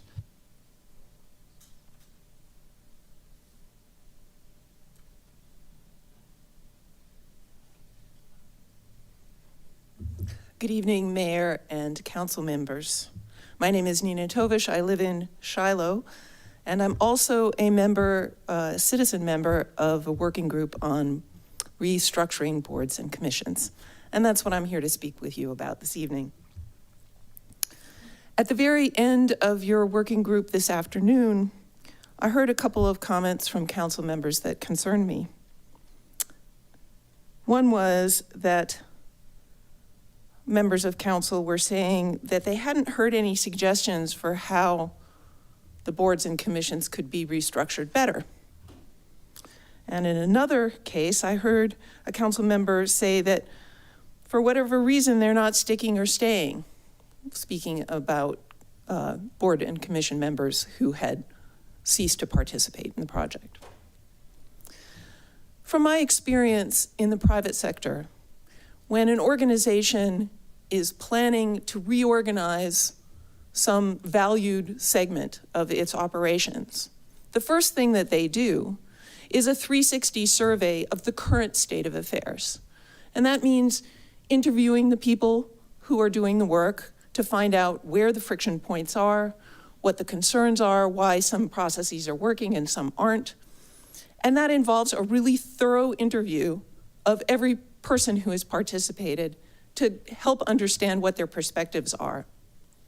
And then the second portion of that is to review that information and then formulate some potential changes, try to identify where the inefficiencies are, where they could be improved, and then present those back to the same people who are going to be affected by the restructuring in order to gain their insight and response to the projected changes.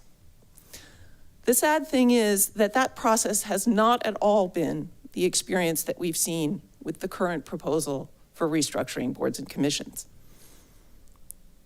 I think we need to stop what we're doing now and restart the process with clear input, with specific objectives that emerge from that clear input, and let the visioning part be put on hold until we really understand what is working and what is not working with the current structure.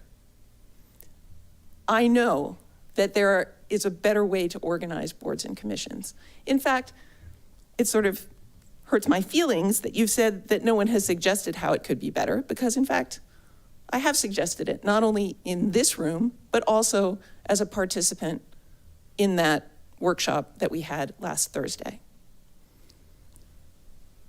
I beg of you to take on board the feedback that you've had so far, and for those of you who have not watched the video of that last meeting, I urge you to do so. Thank you for your attention. Thank you. Mike Lewis.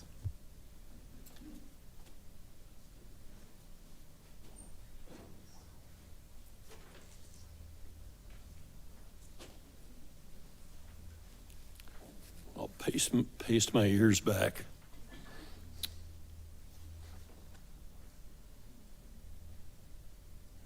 Thanks, Maggie. Well, one day back in 1999, probably with some prodding from Susan Roderick of Quality Forward, which has now become Greenworks, I packed up my tools and went off to Jones School and probably spent a couple of days over there with a lot of other volunteers helping to build that playground. And over the 2 decades intervening, you could go by that playground on just about any day where there was fair weather, and there'd be kids playing out there and their parents sitting on the benches and socializing. My grandsons would come from Raleigh. About the first thing they'd say was, "Can we go to the playground?" Well, it's a ruin now. There's nothing there left. David Rogers has raised $300,000 plus to resurrect that playground. And it seems that sort of the Byzantine processes of local government is standing in the way. I'd like to see that rebuilt. It's an asset to the city. It's a gift. I was listening to the Willie Nelson 89th birthday album the other day, and there's a line in there about taking the gift. I would urge you, for the sake of the children of Asheville and all of Asheville, take the gift and let's see this thing rebuilt. I think it could probably be done within about 3 months after you give the okay. Thank you.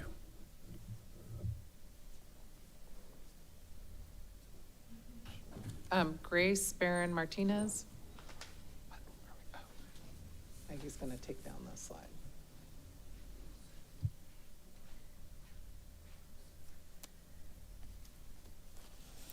Hi, City Council. I emailed you all on Sunday night because the city manager's report was not available to review when the agenda was posted on Friday. And as I shared with you, this concerned me because the city manager's report has a history of false information, specifically false data presented by APD officer Mike Lamb, and that needs to be fact-checked. Unfortunately, we can no longer trust these reports. The report wasn't posted until today, and lo and behold, here comes Mike Lamb back to present data.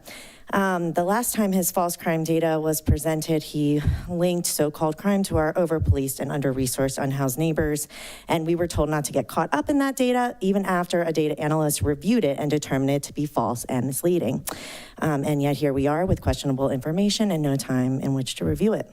He is also the ringleader working against folks who are actively trying to fill gaps that our city is missing, hot meals on the weekends. These same folks created a beautiful art display that said, everyone deserves a place to sleep, and were subsequently charged with felony littering. I'm not going to stop talking about how APD has been actively targeting local mutual aid and our unhoused neighbors. And they have taken it to a level of repression that is honestly just absolutely egregious. Our unhoused population, as we learned tonight, has increased 21%. And we need all the community support that we can possibly get. And yet we continue to exacerbate the insecurities of folks who don't have their needs met with one destruction after another. And the only place folks have to sleep is under attack in the beautiful, heartening network of community care that has sprung up in the face of a global pandemic, and growing economic equality is being attacked as well. The amount of city resources that we pay for as community members to go after the Aspen Park defendants is absurd. They had a series of individual meetings, which included Mike Lamb, Parks and Rec Director, legal staff, just to tell folks they're supposed to defend themselves against charges they have no information about because police have provided no evidence against them. And then they banned them all from city parks for 3 years. Parks and Rec is being used as an arm of Asheville Police Department for extrajudicial punishment. And you have taken this just way too far. You're violating folks' First Amendment rights. You're conducting a retaliation spree in plain sight. And I personally cannot wait for you to get sued yet again, which you absolutely deserve. We will continue to shine a light on this situation. You market the city as a place where tourists can come and see art, and you arrest folks for making art and call it felony littering. I hope to see that on the next TDA billboard. I hope that when you settle the suits involving APD, like the one from the blinded protester in the summer of 2020, that money comes directly out of APD's budget. I would also like to say from the presentation tonight, I don't know how people can feel safe at a place like A-Hope when they know they're collaborating with police who are also actively targeting them. Thank you for your time. Thank you. The next person signed up to speak is Katie Hudson.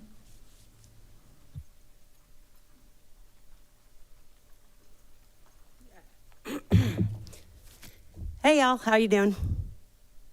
Good? Okay, cool. Hi, my name's Katie Hudson. I'm a local, lived here as an adult, working constantly for 11 years. Was a kid growing up here to see grandma my whole life. So kind of much of Asheville, I chose to live here as much of my life as I could. Unfortunately, I was recently banned from all parks and rec facilities before receiving my day in court or even discovery of evidence explaining why I was charged with the alleged crime upon which my ban was based. I believe that you guys didn't intend to, but I want to inform you, you've accidentally committed extrajudicial censorship because a park facility is one of the last remaining traditional public forum designations in our city where I would legally be able to protest, perform art, exercise my freedom of religion or press. That is, I just want you to know, I'm not saying I'm like, I don't have the power to do anything. You know, I work in Asheville. I can't afford that. But like, eventually, if you let the Parks Department ban people simply for being charged of a crime prior to presenting evidence that there is any basis for that charge, people will and rightfully can construe that as censorship. So unfortunately for y'all, now that I'm banned from the park, I'm gonna be here a lot more. And I know you just wanna go home by the time the public comment happens, but you know, with my therapist also being priced out of Asheville, who's to say I won't become more unhinged? I mean, I know you want people to present very rational and level-headed arguments, but my therapist just had her rent raised $300 and she can't even stay here anymore. You are only going to increase the homeless population and people going through crisis if you continue to price out people who provide the mental health care and nonprofit labor that we are depending on to solve the homelessness crisis. I understand and appreciate and value the manager's report tonight. I know you're trying to look like people who care about homelessness. So Please realize that your solutions will not be sustainable if you continue to price out everyone that would be working on these projects you're funding with ARPA. And we are not going to be able to protest or legally, peacefully dissent if we are banned from public forums. We being anyone who wants to say something. Or else you're gonna have to listen to my bad stand-up comedy. Thank you. The last person signed up to speak that I have on my list, Maggie, I'm looking to you to make sure no one else signed up, is Jonathan Wainscott.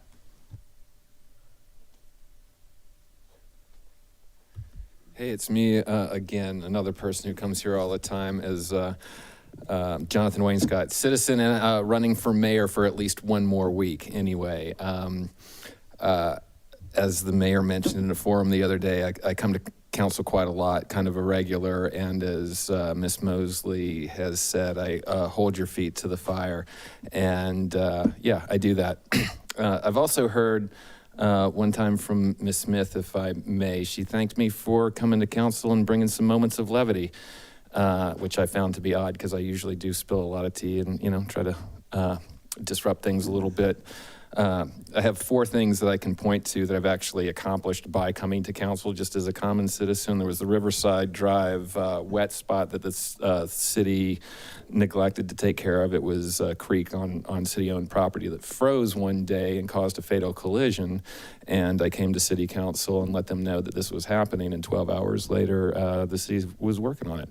24 hours, something I did, coming to council, you know, some action was taken. And then, you know, the Black Wall Street lease, when Black Wall Street was all set to pay $18,000 a year on their lease, and I emailed you guys the night before about 8 o'clock, and the next day that was changed and saved Black Wall Street $160,000, put gas in their tank. And I wrote the Floyd McKissick Sr. Proclamation, and I changed Vijay Kapoor's mind when it came to our charter election. So I've done some things, and they're small, and I'm not real interested in talking about that. I'm not really into self-promotion that way.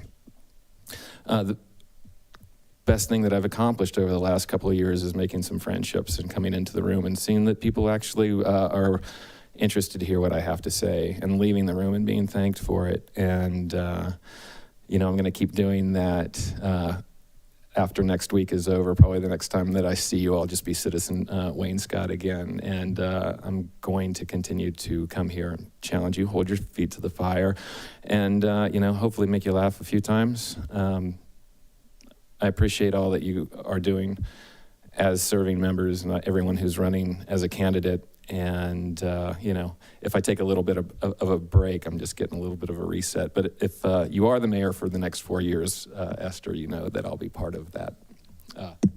Thanks.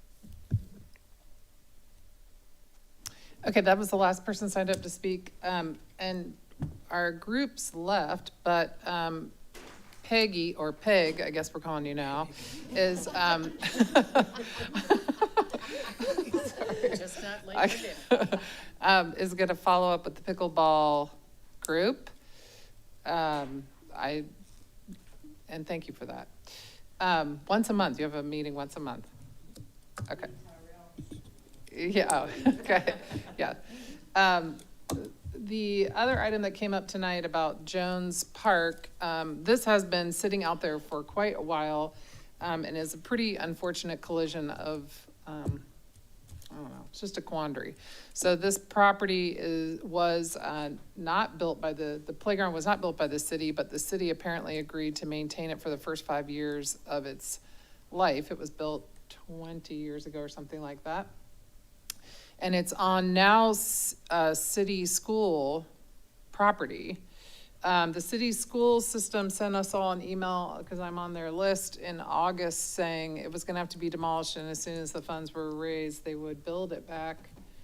And the funds have been raised, but now they're saying, and we've had many meetings with them. I've had personally meetings with them and with the county and so on and so forth, and they have said they don't feel that it's actually a school park. They have other parks that surround Jones Elementary.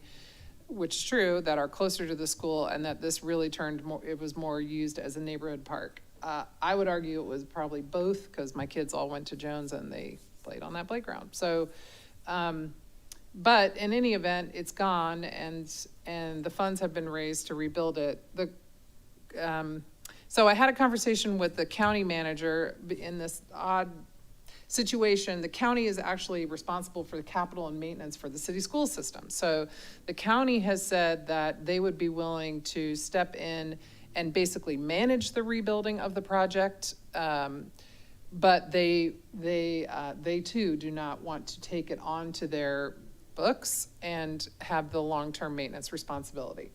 So, you know, I don't know enough about what that responsibility would mean. I know what folks have said it will mean. I mean, they have done their own research and assured us that it's $1,500 a year to maintain. Of course, it's not just $1,500 a year to maintain, because there is going to be, I don't know if that's accurate, one, and two, there's a replacement. There will eventually be a replacement cost for it as well.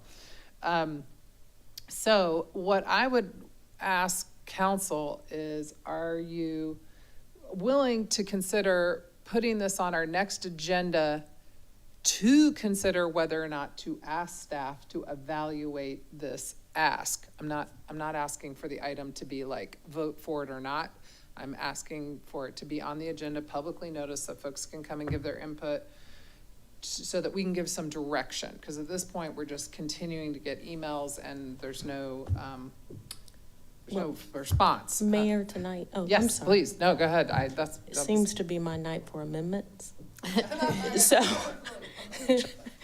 when we were in break, something came from me and I felt the need to bring it forward. You know, the park wasn't there when I was growing up with my brother, went to R.B. Jones, and I went to school around, you know, just around the corner off of Beaver Dam. Had great, wonderful experience in that area, great childhood. But something happened in 2016 that has kind of altered the way I think of the area.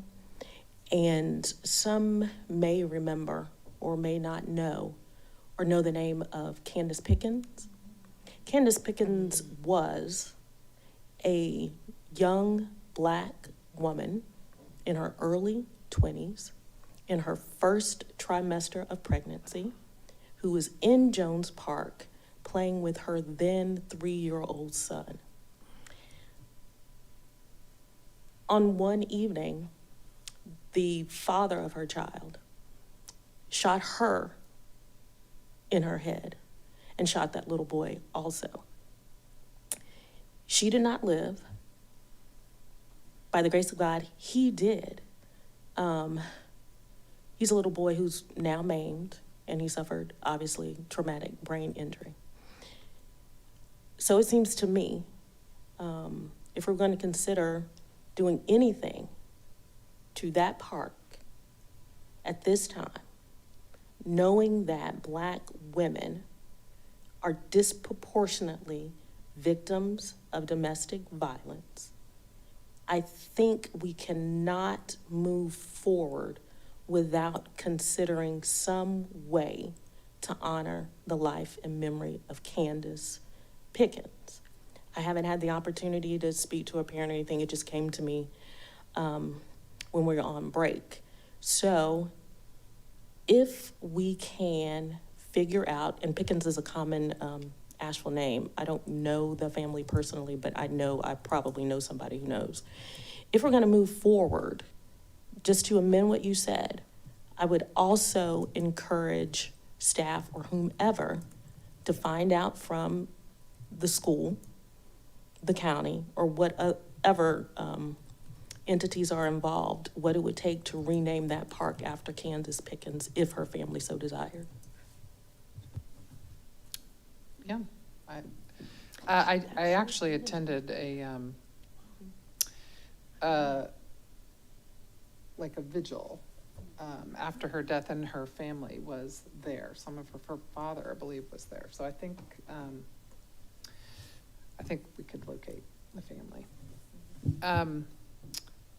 So I'm, this isn't on the agenda tonight. So again, I am only asking that it be put on our agenda for consideration about whether or not we want to ask staff to evaluate it, because they have not, we don't have anything to base a decision on yet. In other words, we'd have to ask staff to look at it for us and bring back some information. I will say one of my concerns was that the pricing may be incorrect, their estimates may be wrong, and we get a double the number, and all of a sudden it turns into, oh, can you make up the difference? That is not a road I want to go down. We don't have that budgeted. We are doing a lot of park work right now, and that's not in the budget. What the county manager told me is that she would look at a process where basically they would issue an RFP saying, these are the funds, what can you build for these funds?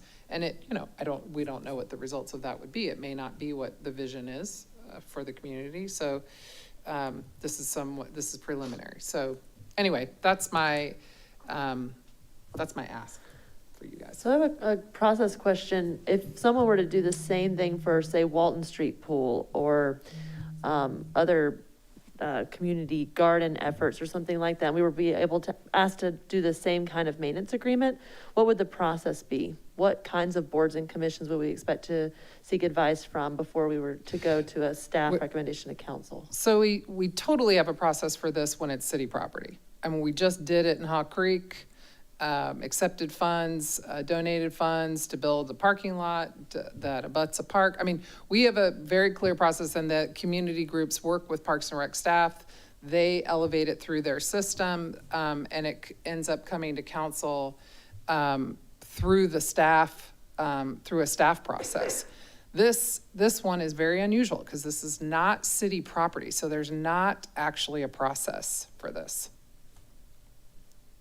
Except the weird process we're in right now, which is sending emails back and forth with the superintendent and everybody else trying to Well, I guess I would be curious, because I want to see it at a council meeting, and I want to see what it's skipping the process, like what's in the queue, so that we know what we're leaping over. Even though it's a partnership, it's still becoming a city park officially, so, or maintained park. Well, and, yeah, this for me is, if we are going to ask staff to look at this, I would like to see, it was a new park in North Asheville. Where's that on our priority list? If it is on the priority list, would it look like Jones Park, which is, there's very few. It's hard to get there in a car, or it's hard to park there. It's it's really a neighborhood situation. I mean, and given the fact that we are having a very difficult time funding our current assets. And I mean, we had a big, long explanation during the retreat about how we are behind like crazy on all of our other properties, and we're not maintaining them. Is it a wise thing to do? Would staff recommend that we add this asset, including all the related expenses associated with it, and is it equitable, frankly? I mean, I think it's great. I think it's wonderful that the community has come forward with this funding, but in a less wealthy neighborhood, they probably don't have friends and family around that are going to put $300,000 into a park. And so is this the kind of thing that we should be, should we take into account the equity of this decision? I'll add a couple things too, because it sounded like it wasn't even ADA compliant. So maybe I'm not sure if we're asking, if the ask here is for us at the next meeting to say, hey, we'd like you to look into this, or if we're doing it now. That's it, because I don't think we can, so this isn't on the agenda tonight. Right, so at the next meeting we can talk about what we might And because there's want. not a process for this, there's really no other, other than calling around and saying, hey, is everyone cool if we put it on the agenda? It was just, I think, a little easier to just have this discussion. So yes, it would just be on the agenda to say, is there support to direct staff to look at what they're asked, what they've said, they've raised X amount of dollars and they want to do this. I guess I'm a little confused because the emails suggest that it's already on our agenda, so I wasn't sure. No. Yeah, we're getting emails saying it's up for vote next meeting. I'm not sure, so I wasn't sure. They mean the Carolina Day school. Oh. That's on the Okay, next makes a agenda. little more sense. Okay, so at the next meeting, if we're going to talk about this, we might have a chance to discuss criteria or what we'd be interested in. We don't need to do it now. Sure, Okay, absolutely. gotcha. I think the direction to staff can have whatever you want, like the naming issues, the whatever, whatever the things are that you want to add to it. A question, I just want to just ask a question, a little confused. Okay, so you're saying that particular plot of land, because the schools are basically maintained by Buncombe County, and that particular plot of land, it looked like they would give it to Buncombe County School to let them. No, so city schools their capital and maintenance is paid for by Buncombe County Commission. And the land was actually, until recently, owned by Buncombe County because they were held the mortgage. They have paid off the mortgage and conveniently just deeded this property back to the school system. Okay, so they Yeah, they did. So now it's held by the school system, and the school system saying, we'd be glad to lease it to you for $1 and we support this project, which is great. I mean, because it's not going to cost them anything to do that. So it's pretty clear that no one else is going to step up, which is a theme we're hearing tonight. So I just hate that the challenge we have with the different governmental entities ends up resulting in this park not getting rebuilt when the funds have been raised. I mean, I think it's a little bit of a head scratcher for the community not to understand why that is so challenging, but we know why it's challenging. I'm not denying that it is, and I'm anyway. But again, if this were city-owned property, we wouldn't even be having this discussion. There are private partnerships that happen all the time. I mean, the Rose Garden in North Asheville was just completely redone in partnership with the city, did not even come to the city council, in partnership with the community that raised private funds to add amenities to that park. I mean, it happens all the time. It's just, this property is not owned by us. So there's not a process to do this. Yeah. I don't think it's our problem. I think it's Buncombe County's problem. No, it's definitely not Buncombe County. And Buncombe County doesn't own or. I mean, but you said something about the deed. They owned it and then they paid it off and then they deeded it over to the school system, which basically they maintain the school's capital projects. It sounds like this is a great discussion for our next meeting. Let's not have the discussion now. No, I know you guys want to go home. I mean. Well, it's just, they're not here. Sure, They waited all night, now they've Sandra, left. And maybe that can be, Deborah, maybe in anticipation of this item being on our next agenda for this discussion, we can get some answers to that question about how does that work? Yeah, that's what I'm saying. Yeah, it is confusing, and yeah. If this were on an agenda of a pre-meeting before it went on an 8-week agenda before it ended up on our council meeting, would be like a much smoother process than bringing it to the end of a meeting for me with like. Yeah, I mean, there's not, again, since there's not a process. It sounds like we have support for an we agenda could extend item. it out 8 weeks. I mean, we could do that. But we No, have I'm just support. saying that we're putting this at the end of a council meeting instead of like putting it in the bucket in the queue. Well, So it's let's not in the put it bucket in the queue because it's not bubbling up like any normal thing. So again, I don't. Mayor, I support this being a future agenda item. You support going home, I'm sure. All right. Is it all right to we're going to put it on there for okay. Yes, no one's disagreeing with it. All right, fine. Okay, we're adjourned. Thanks.